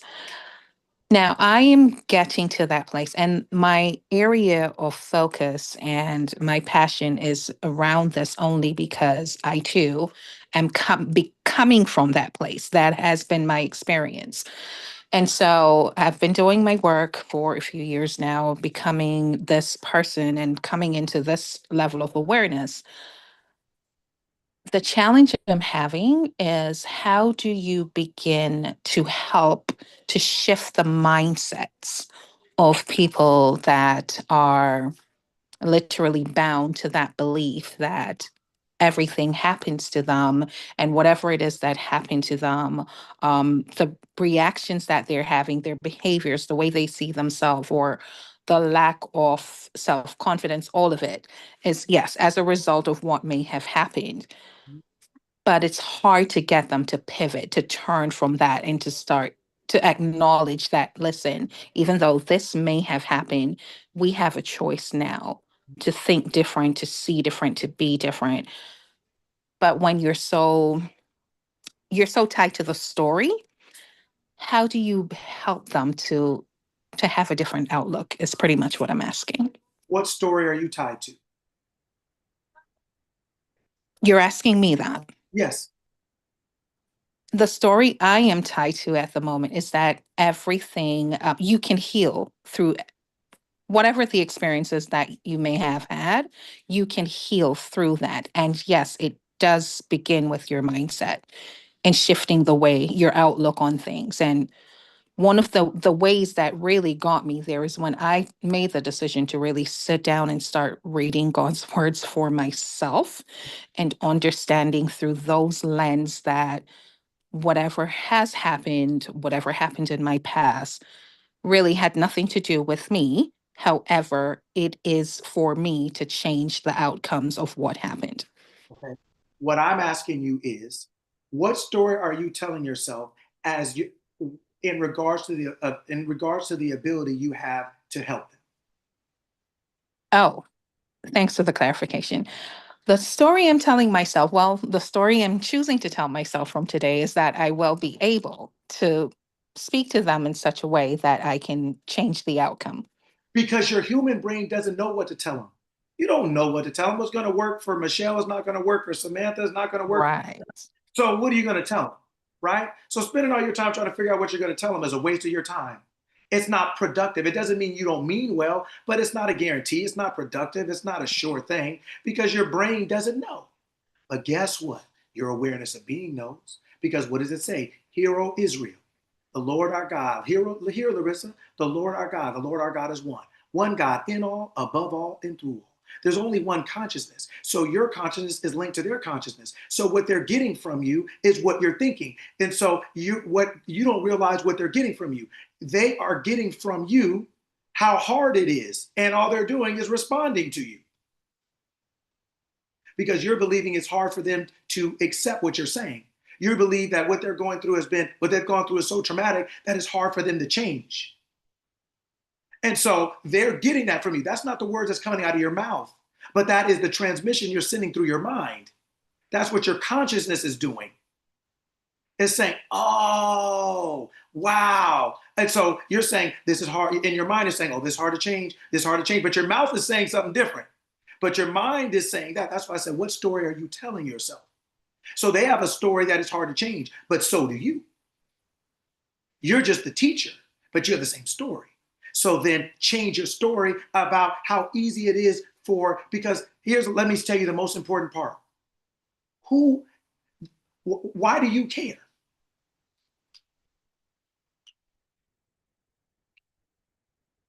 Larissa, why do you care? Okay. I care because my experience spans generations and I'm seeing the outcome of what happened. Larissa, yeah. No. Why do you care? What was the first thing you said? How did you start it off? What did you say? I said, Larissa, why do you care? What was the first thing you said? I've seen how this has affected. No, that's not what you said. I don't remember what I said. What did she say?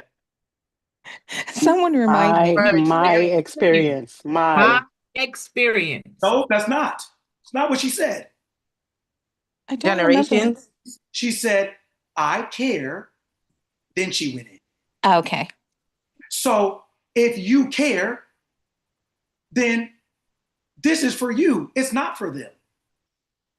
Stop trying to change them and change you. This is for you. You think it's about them. It's not about them. It's about you. That's why you care. You care because you care. It's not about them. They are just getting, you need someone to talk to because you care. So they are the physical reflection of your desire. Ooh. So if they're the physical reflection of your desire, if you now become the person who's like, everything I say is perfect. Every time I come across somebody, I know what to say. I am perfect, whole, and complete, and everything that comes out of my mouth is perfect, whole, and complete.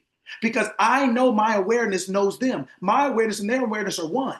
We're really one. So I know what to say to this person.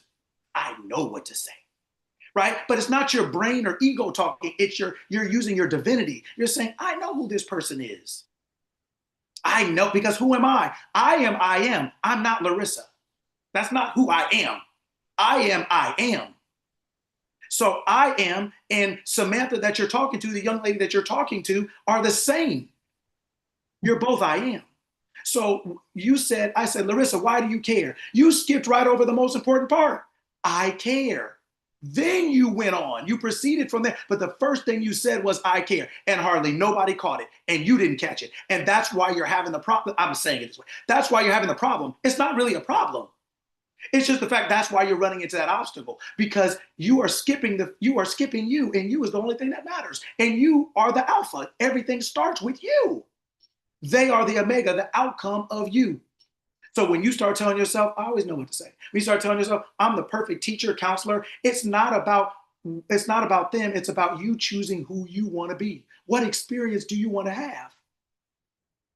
So you're like, ooh, well, tell yourself that you're something that turns you on. Man, I'm the greatest teacher of all time.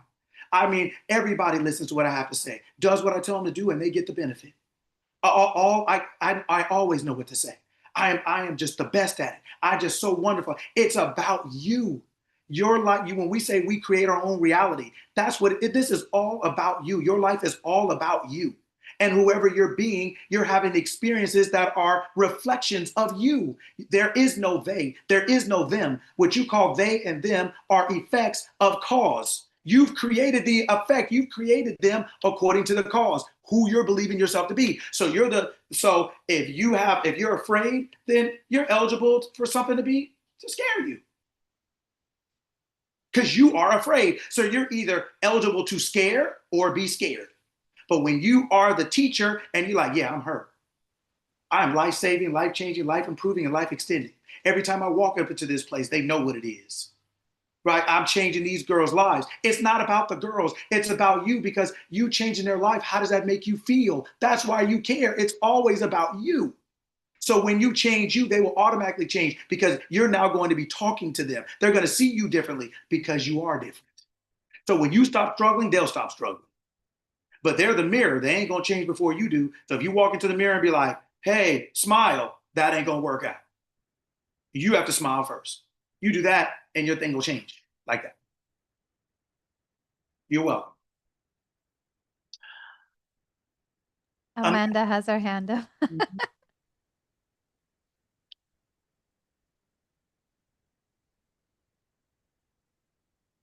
Did you have a question, Amanda? Or Sorry, I'm over here talking my mouth away. Then you went back off again. Can y'all hear me now? Yes. All right, phone. All right, no. So I'm like, Coach Lucky, I love you, because every time I come on, you just like reinstate everything that I've been studying for myself and reading with human nature, self-development, how people move, how people work, and even the universe. And like I put in the comments, like everything is created twice, because I read that like a month ago, and here you are just like everything is created twice, like literally, like it's first in your mind and then it comes out into real life, but you thought about it. And like even my kids, I have them here sitting here like, y'all gotta listen, because y'all thought I was crazy. And yes, I'm crazy, I'm gonna claim it, but no. It's just they're even like, okay, mom always saying something. And I just want to give you your flowers while I'm here. Just thank you. Oh, my pleasure. Thank you for coming. It's always nice to see you. That's always nice to see you. So thank you for coming. All right, watch this. I want everybody to see it. Go back. Will you, Vanessa, will you please go back to the book? And will you please go back to the first page of that chapter? I want to show you guys again, because now that we're working on, you can see it. Yeah, just go. Yeah, there you go. Thank you. I want you guys to see it. Okay, go down. Betraying a confidence, right? Okay, go down. All right, so right where it says, So Larissa, I'm gonna say it this way. This is what I was banging on you about. What does it say at the bottom? It says, I have no doubt, right? You're trying, you're doing all these things, but what am I banging on you about? But you're making the same mistake that the world always makes, right? The world always makes the same mistake. The mind, our human mind, always makes the same mistake. Go down, please, the next page. And what is that? It's doing all of your work and attempting to influence and control the other party. The other party could be the girls that you're working with. The other party could be your business partner. The other party could be your kids. The other party is anything but you. The mistake we make is, that's why I said, why do you care? And the first thing you said, Larissa, was right, because I care. So that means it's about you. It is not about them. And that's when you understand that that's right. The world has told you that you're supposed to think of everyone else, think of other people before yourself. You're supposed to do that. That's not right, because you can't, it's not possible. Think of other people before yourself. That's like give them money you don't have. In order to think about another person, you have to be able to think first. So you still got to do that. And you still got to do you first before you even get to them. And the mistake we make, even though it's because we've been trained to do it and we've been conditioned to do it, it is the attempt to influence and control the other party, something besides yourself. That is the mistake. And what is it? And what does it say? The next sentence right under it. Let us first understand that it's impossible. Just stop at impossible. Trying to influence and control the other party is impossible. It is impossible. It's not a sustainable model. When you realize that the only work you have to do, what JK read earlier, the only work you have to do is what? Is to create the consciousness of being your desired end. What do you want?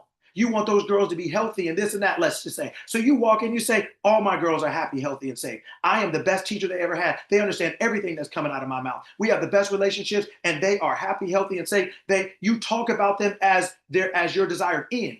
They're not getting better. They're not going to be better. They are better. And you keep your mind there. I am that. This is the experience I'm having. I am having the experience of this. I'm not trying to control and influence the other party. I'm the party. What do I got to try to control and influence the effect when I'm the cause? I'm the cause. I'm the danger. This is what's going to happen.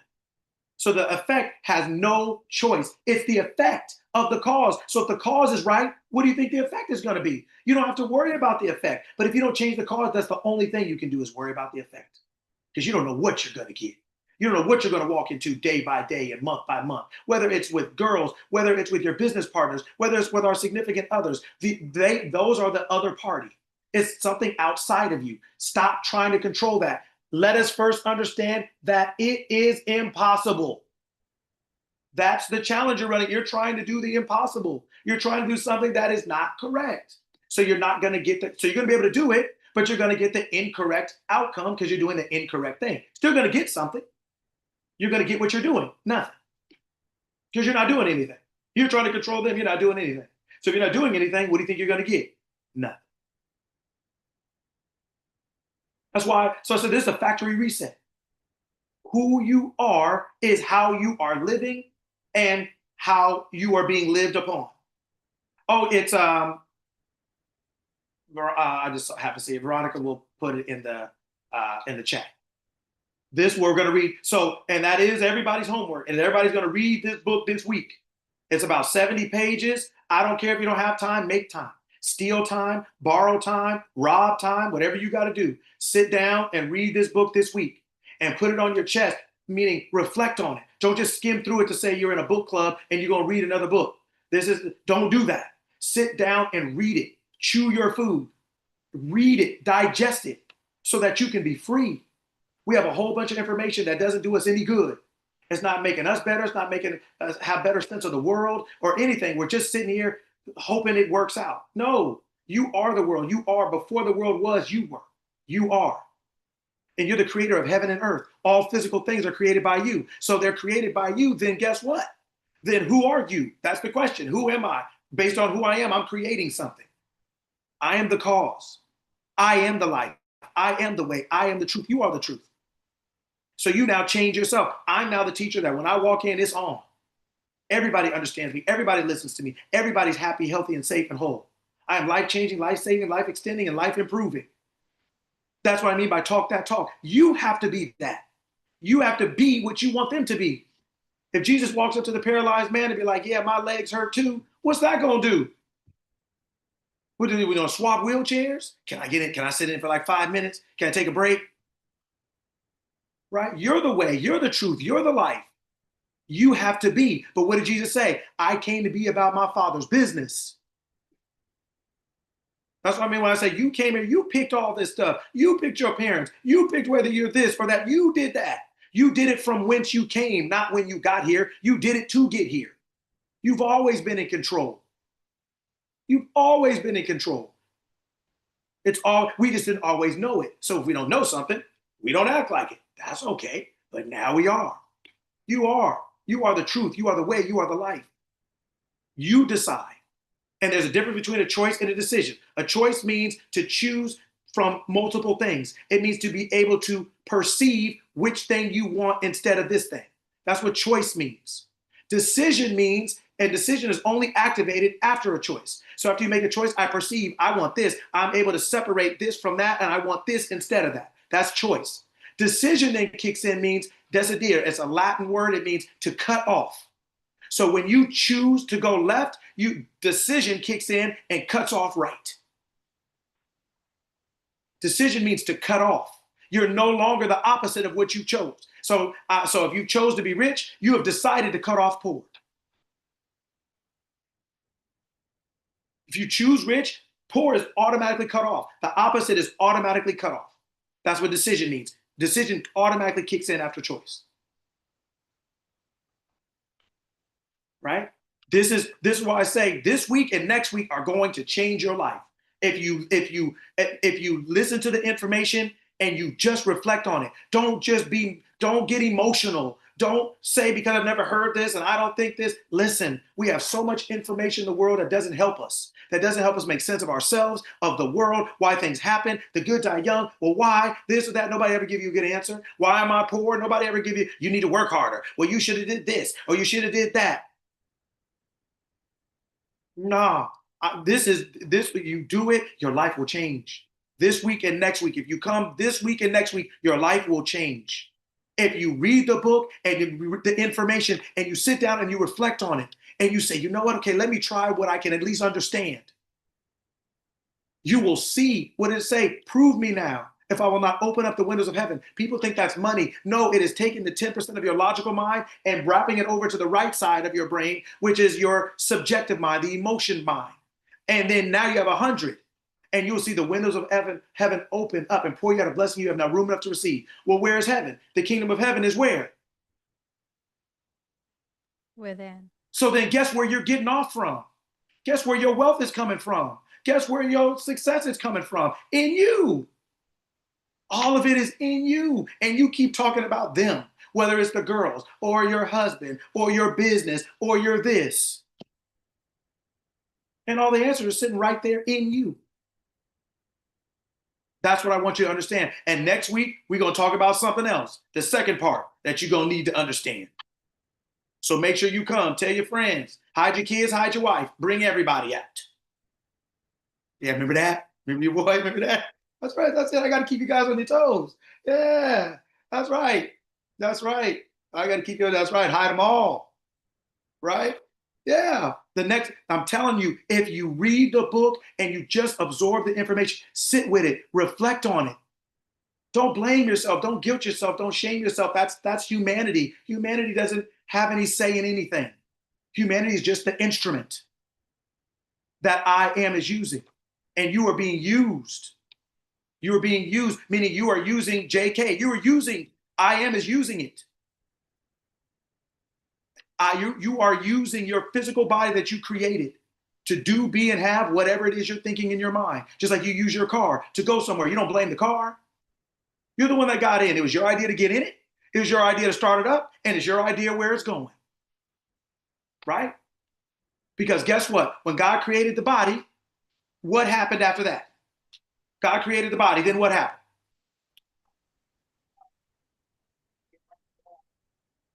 He blew The He breath breathed of life. life. Yeah, he breathed Okay, life and into it. breathe the breath of life. What happened when God created the body before the breath of life? What happened? What did the body do? What? Nothing. Nothing. Nothing. Oh, look at the attitude. Look at that. That's wonderful. Yep. I hope you keep that same energy this week when you realize that your body ain't doing nothing to you. Your business ain't doing nothing to you. Your relationship ain't doing nothing to you except the breath of life that you've given it. What you tell it, what you think about it, and guess what you tell it and what you think about it? What you tell yourself and what you think about you. It is the physical reflection of you. It ain't doing nothing that you're not. It ain't doing nothing that you ain't. In my best English. So you make sure you say that with your chest too, because that's the way you should say it. Nothing. What did your body do without the breath of life? Nothing. So what should your business do without the breath of life? Nothing. So what should your relationship do without your permission? Nothing. So what should your money do without your permission? Nothing.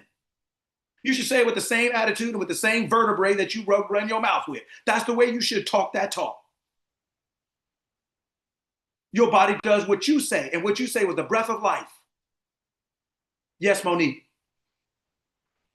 Well, with that being said, Oh, right. Okay. No, I want you to put a pin in that. Write it down. Okay. Write your little note of what you're going to say. Just something to remind yourself. But I want you to say something else. I want you to tell that story when talking about your money. We're talking about your money with the trip that you went with your friends. Remember you were talking about that in the group? When you're like, oh, I went on this trip and I got the money from it. And then, yeah, go ahead. I went on a trip. It was about 5 girls staying in a room, and I'm like, oh my God, I hope I have enough money. I hope I have enough money. And it just so happened that I had enough money to spend on the trip, but my fear was that I wouldn't have enough. Oh my God, like squeezing the money, like you squeezing a new puppy. I put the money in my wallet. I tucked it underneath and I put it in the bag and I tucked it under because there was so many girls in that room. I hope nobody don't steal my money. And my friend was there with me. And I was like, okay, let's go downstairs and get some drinks. When I came back upstairs, my money was gone. My money was gone. The only person that could have taken it was the person that was there with me. I hope nobody don't steal my money. And that's exactly what happened. You can't make it up. You can't make it up because when you are embodying an awareness, you are either able to be used to do it to someone or have it done to you. It's according to your faith, be it unto you. You're either going to do it to someone or it's going to be done to you. Can't make it up. Okay, Monique, go ahead. Say your second thing you want to say. I was gonna say that that song "Hype Me Up." I hype myself up. Like I literally, well, this is what I tell myself initially. I lied to myself. This this is gonna work. Everything works out for my best and highest good. I'm a powerful speaker. Every time I speak, everybody is always touched, moved, and inspired because we lie to ourselves every day when we say, "Oh, this is not gonna work." How you know it's not gonna work if you haven't done it? Right? So you lie to yourself and you say the not so good things. So tell yourself the things that you want every day. And that is what I have been embodying. And it's just unfolding before, like I'm watching a flower blossom. And it is just out of this sight beautiful. I don't have the words. It is amazing. Tell yourself the things that you want and keep telling yourself the things that you want, and you will see them unfolding before your very eyes. Well said.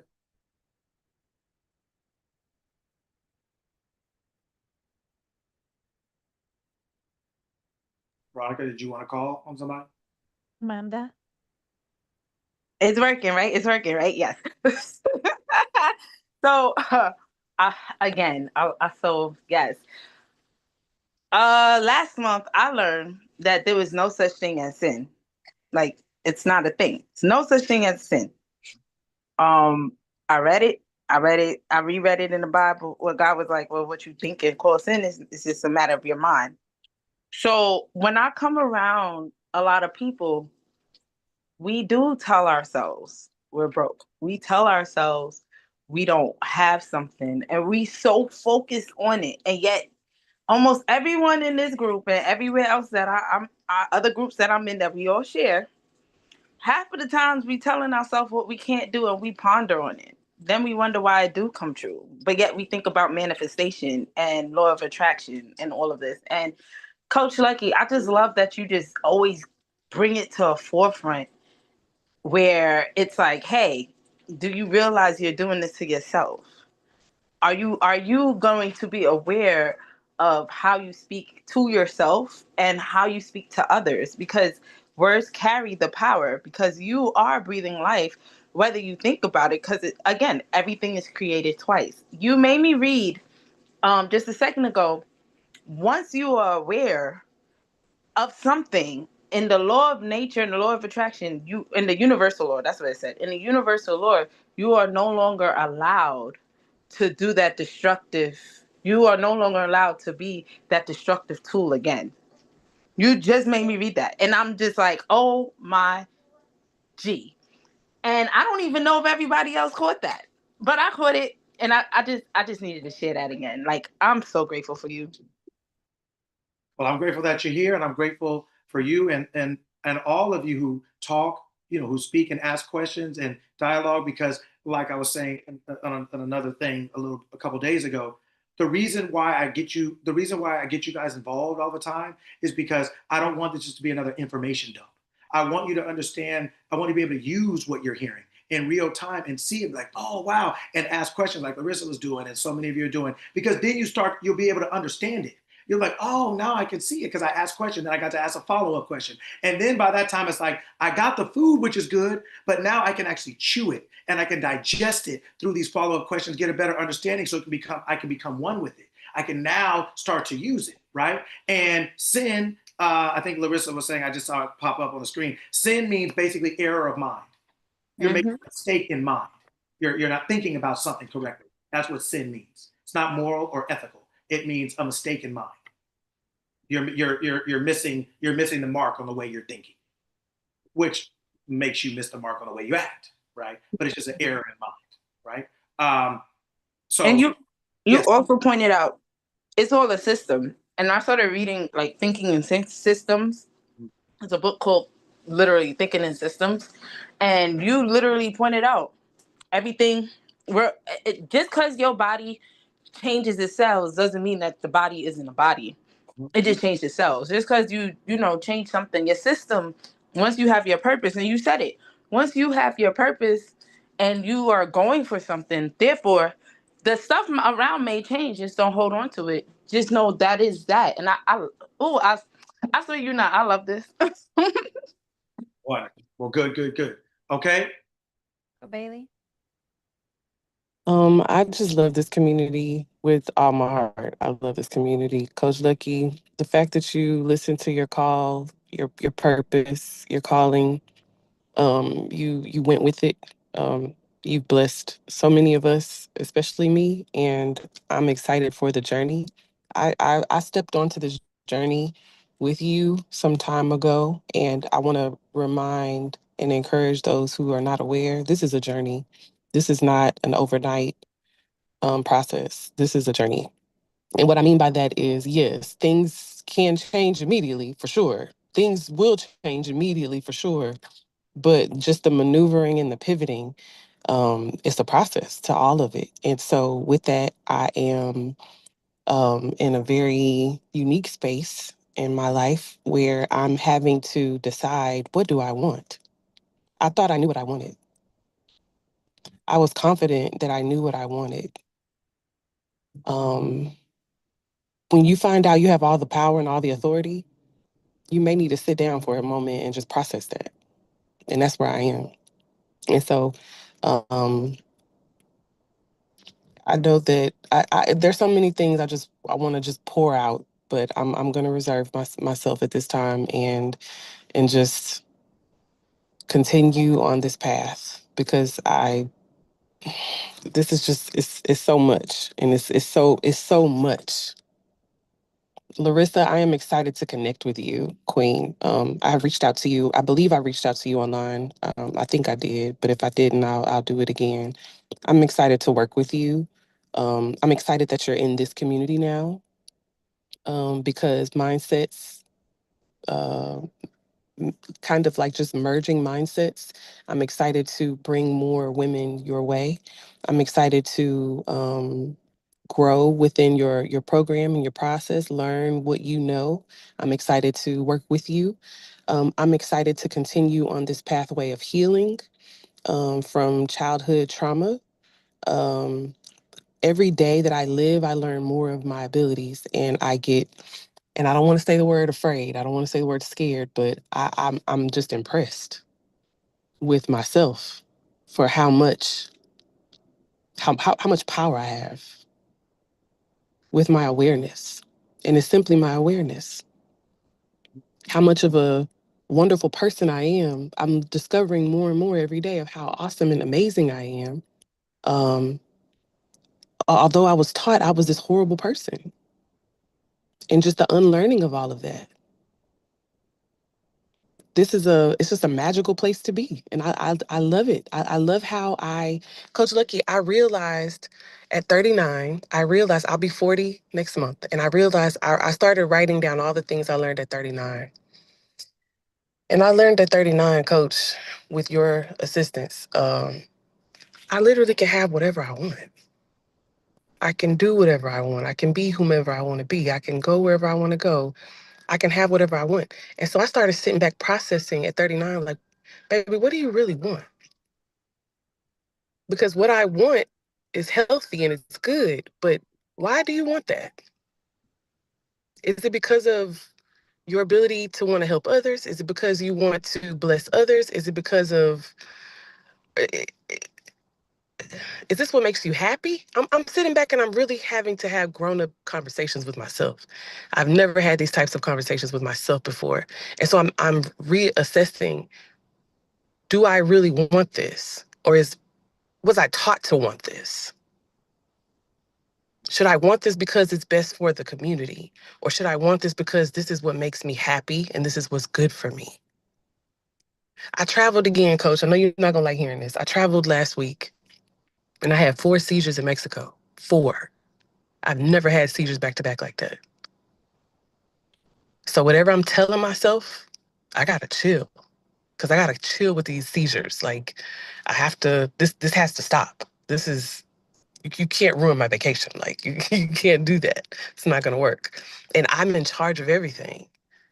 So I see how I created the seizures. I see how the seizures happen because of me. I see what I did to make the seizures happen, Coach. I had to own that. My family doesn't understand that. I'm in such a space of growth and gratitude. And I thank you for getting up every day, every week, and coming back to this community and teaching your people, those who want to learn. I'm here to learn. I'm here to grow. I'm here to get the information and overcome epilepsy. When they tell you you have to live with epilepsy the rest of your life, I reject that. I live a seizure-free, healthy, happy, whole lifestyle. And I'm just grateful, Coach. I know you know that. My children, I have them on the calls. I have my other friends, my other special friends. I invite them to the calls. They pop in and they hate on you. Lord have mercy, but they they admire you.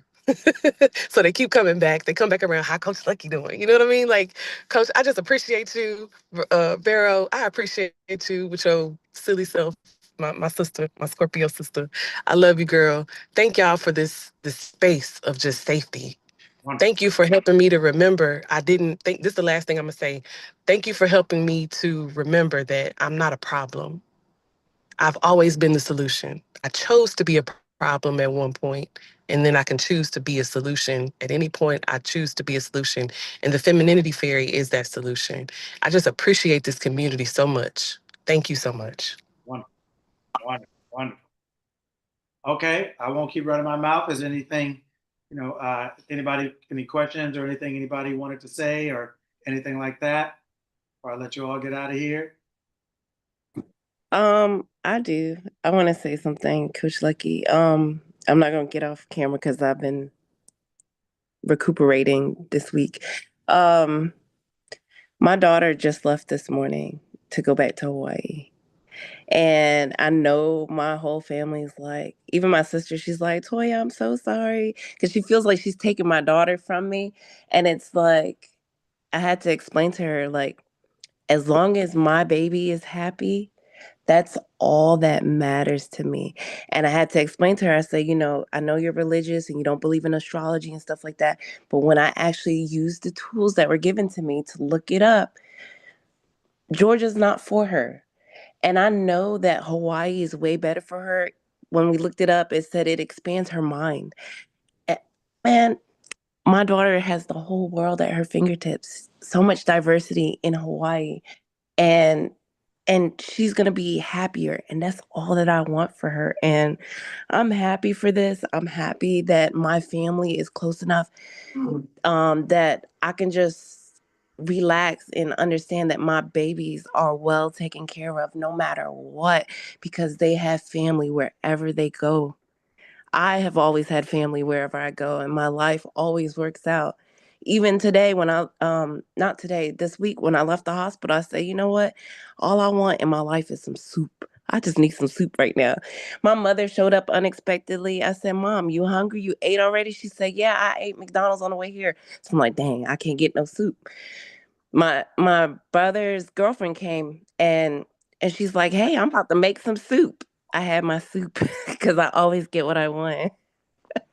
Everything always works out for me, and I'm being reminded and shown that every day. And I'm grateful for the opportunity to come on this call every week and let y'all know that when you start believing it and you start living it, it works out for you. This is real, man. This is real. Thank you, Coach Lucky. You're welcome. You're welcome. On purpose, like you always say. On purpose, always. That's it. That's it. Could I just add real quick? I know we're at the 12 o'clock mark. I had such a hard time getting on this morning, and I was about to give up, and I actually went to the chat because I'm very, very new to the community. So I don't know how to navigate just as yet. So I went to the chat and I was literally about to attempt to reach out to Coach Vero, and I saw a message and a link attached, and that's how I actually got access.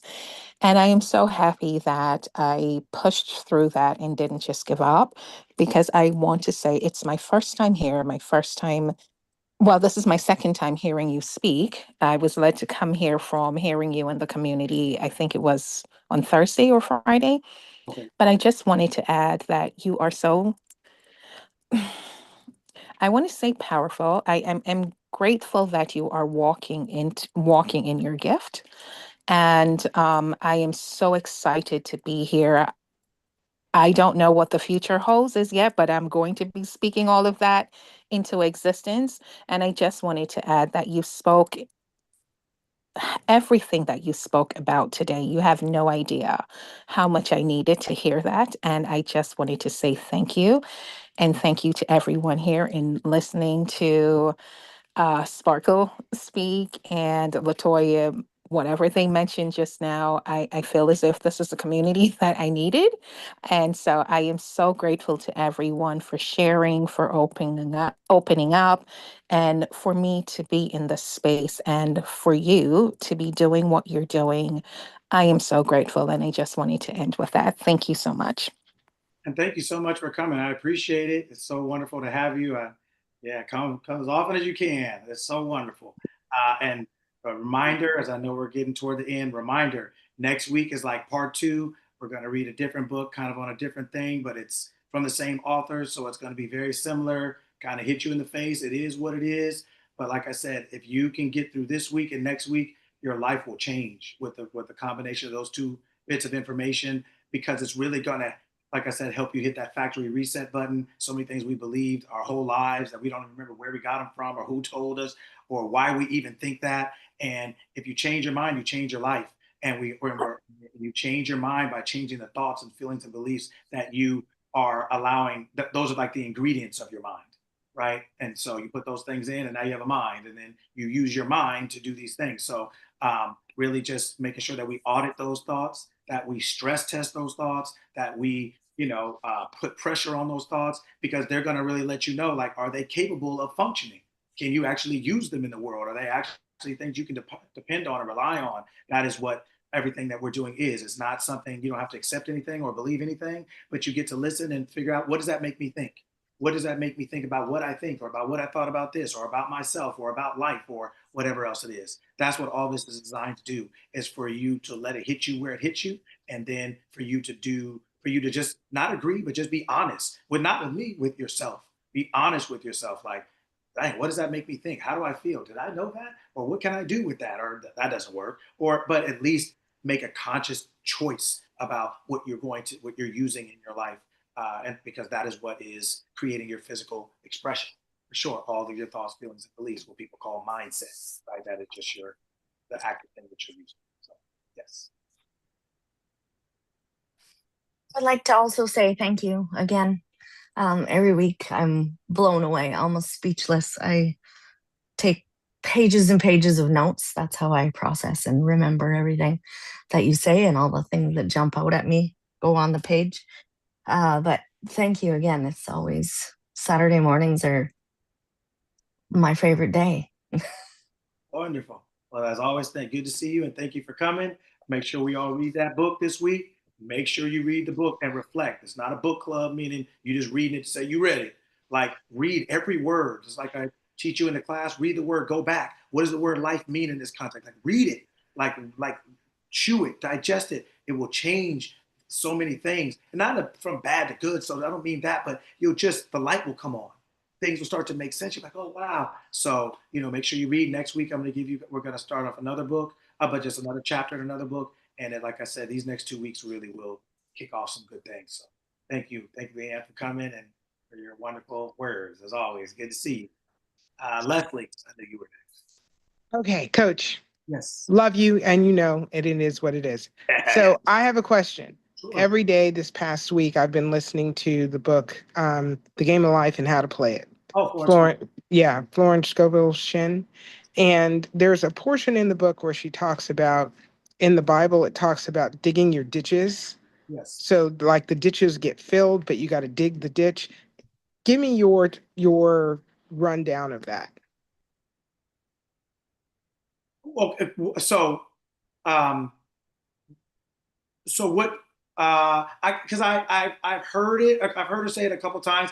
I'm not always sure what she means. What do you think she means by that? Then I have a better understanding of kind of how to answer. So what I'm taking from it is when you can't see in your physical reality, the things that you are commanding of God, that you're putting forward, that's the time to hunker down, dig your ditches, so that what's going to happen is the thing that you dig, the ditch that you dig, when the flow comes, you will be overflowed because you dug down and there's more room to bring in all that's coming. Okay. So I'm going to answer the best I can based on what I think you're saying, what I'm interpreting, kind of. I'm not sure, but I'll answer the best I can. Okay. So here's the thing. I want to tell you, I always want to tell you guys so many things. And next week is this. What you're asking me is really next week. Okay. But I'm going to answer. I'm going to give you just a little bit now, but I want you guys to see something, if I can. All right. So where is that? It's in. Oh God, what page is that? All right. So, all right. Let me. So I'll leave it alone. But let me just say this. As soon as you tell yourself something is true, it's true. We can't. Your physical body can't see it. So your physical body, your brain only calls what's true what it can see. It only deals with the sensory realm. So what you're having now is a discussion between your divine mind that said it's so, and your human mind that says I don't see it. But I say it's not so, not because it isn't, but I don't know that world. So the only world I know, what I say is true, is based on what I see. So you have your brain and your higher mind saying, your higher mind says, as soon as I think it, it's true. Your human mind says, as soon as I see it, it's true. So what happens is you have these two things. So when you are going through when you are living physically in your human world, your brain is always saying, well, I don't see it. Well, what do you mean? You keep telling me this thing is here, but I don't see it. You keep telling me this thing is true, but I can't smell it, taste it, touch it. And so digging your ditches, I'm going to use it in this context, means basically just standing on your square, saying, I said what I said, I meant what I said, and that's what it is.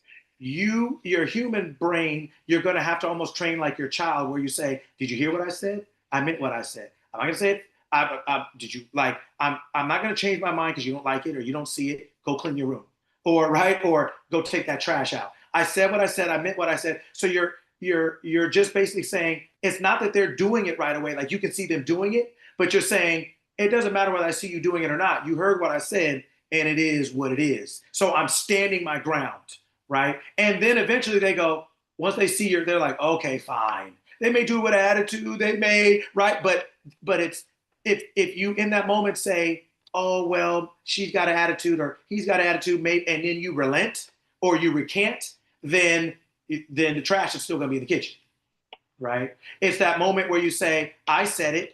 Your brain or your human world doesn't show you that, but you know what you said, so you stand on what you said, and then you will see it. It's just basically standing on your square, because what you say, whatever you say, will happen if you stand on what you say. That's it. I'm just going to stand here. I'm sitting here in this trench, and I'm not moving, period, until I see what I say. Does that make sense? Makes sense. 100%. Thank you. Yes. Right. iPhone, I'm not sure who it is, but you can unmute. Good morning. My name is Erica. Hi. Hi, I was gonna say thank you for the session today. I loved it. And I was also going to elaborate because it's this guy he's from Harlem, where I'm from, New York, but he also is on Instagram. It's called The Smart Guy. He always talk about only think about what you want, don't think about what you don't want, and never think about what you don't have.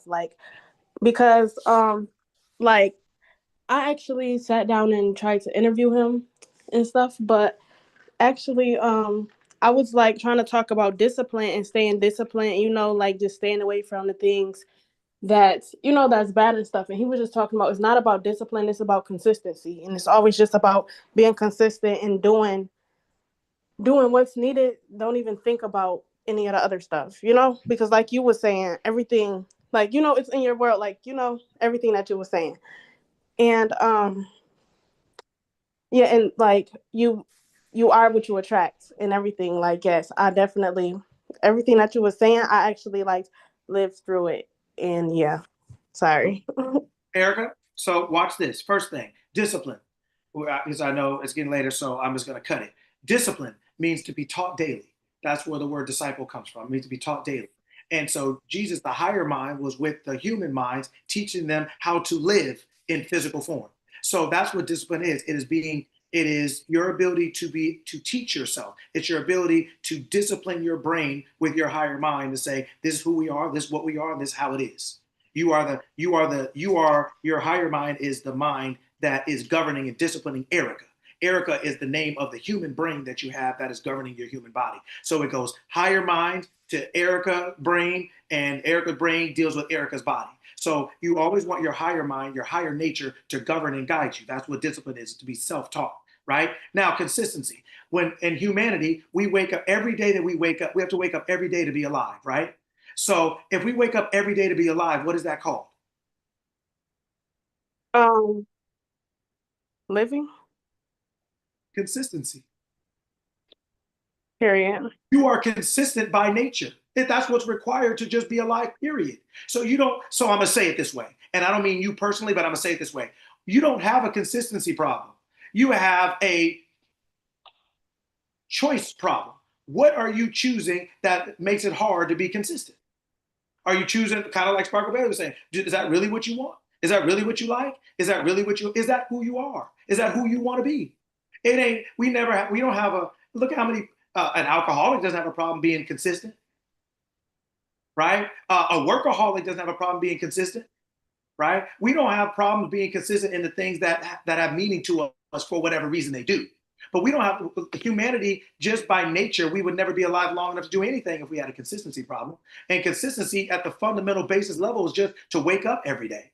That requires consistency. So that means that's just part of your nature. Now it's about, where do you want to apply your consistency? What do you want to be consistent on, or in, or as, or with? Right? And so many times we are trying to be consistent in things that have no meaning to us, no value to us, no joy to us. We don't really care about that thing, but people tell us we should, or we feel bad for not, or we feel guilty if we don't. So we're constantly trying to force ourselves to be involved with something that we don't feel that way about. So then we think that is that's something that's required to be successful. No, it's not. It's something that's required to do something you don't want to do, or be something you don't want to be.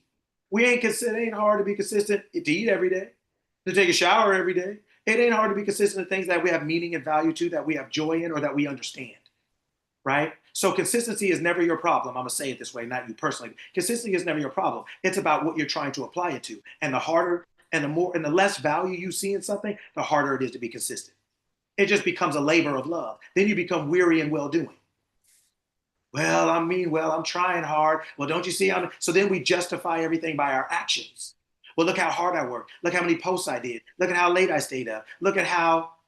No, we don't have a consistency problem. It's just it's hard to be consistent in something that you find no joy in, no value in, no reason in. Right? So it's just a matter of turning it to something that you find joy, reason, value in. And consistency, shoot, it'll be hard for you not to do it. Right? It'll be hard for you not to do it. So we don't have a consistency problem. Humanity does not have a consistency problem. It's just being consistent in things that either you want or other people say you want. But hey, we don't have a consistency problem in anything that we want to do. We have no problem with it, right? So now just turn your awareness to things that do that for you, that make you feel that way, and you'll see, shoot, waking up will be easy, getting there will be easy, doing it'll be easy, doing whatever it takes to do it will be easy, because that has meaning and value.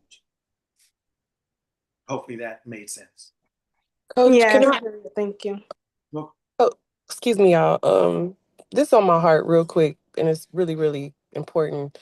Vero, for you to be in a position where you have all these women who are appreciative of your partner, I want to give you your flowers. I want to give you your support. I want to give you your protection. I want to give you that love, because you have shared Coach Lucky with us. It's been a few years for some of us.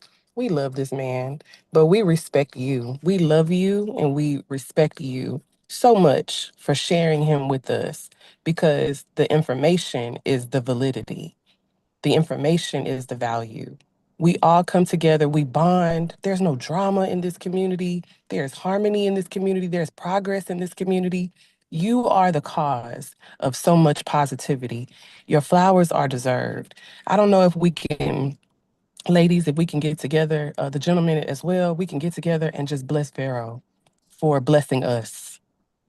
Please don't try to deny this. Please don't try to reject this. It's going to happen. It's going to happen, because you deserve that type of love. I am your sister in femininity. I am an example to you in femininity. This is how we show love to one another.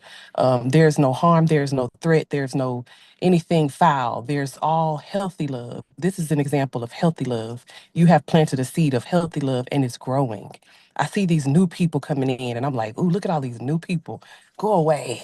We're fine with the numbers we have. Just, whatever. But no, we need to grow. And it's because of you, Vero. You're doing a phenomenal job. Coach Lucky, she elevates your name in the streets. She speaks positively of you in the streets. People are blessed because of Vero via you.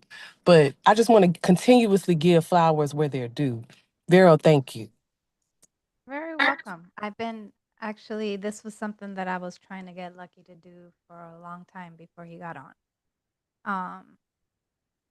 Women, men, dogs, cats, it don't matter. It's not a threat to me in any shape or form, because I know my man and I know him. I know him very well. And it has nothing to do with that kind of life. I don't live that life. I have in the past, but I don't anymore. Right? And so I love sharing him. So you guys keep loving on each other, keep loving on him. I love him and I love the love that you guys give to him. So, yeah. Well, wonderful, everyone. Well, happy Saturday. Thank you all. Veronica, anything you want to say Yes. before I let you go? Just Yes. I just want to remind you all that Saturdays, is Saturdays, but we also have the youth circle. And inside the youth circle, we meet Tuesdays, Fridays, and then you get a one-on-one with Coach Lucky as well.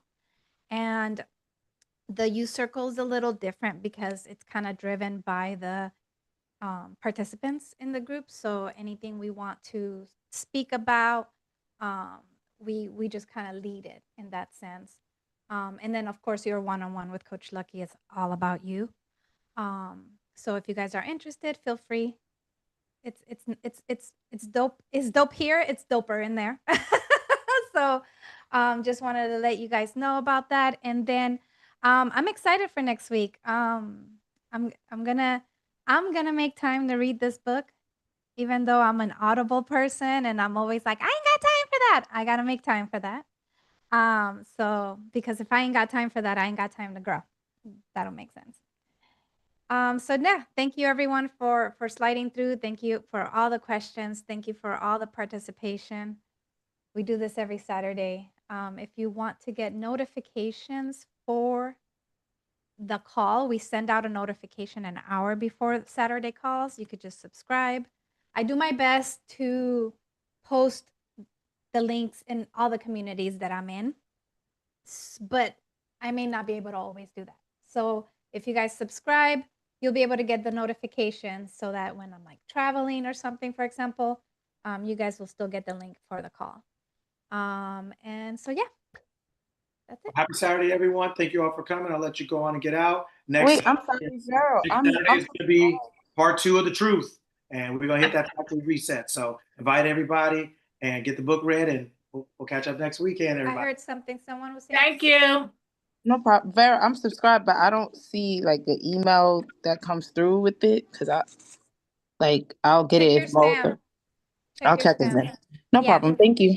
You're very welcome. And then just add us to your add his the Mental Academy to the contacts. I did to the favorites, but I'll just double check. Check the spam because Google be acting up sometimes.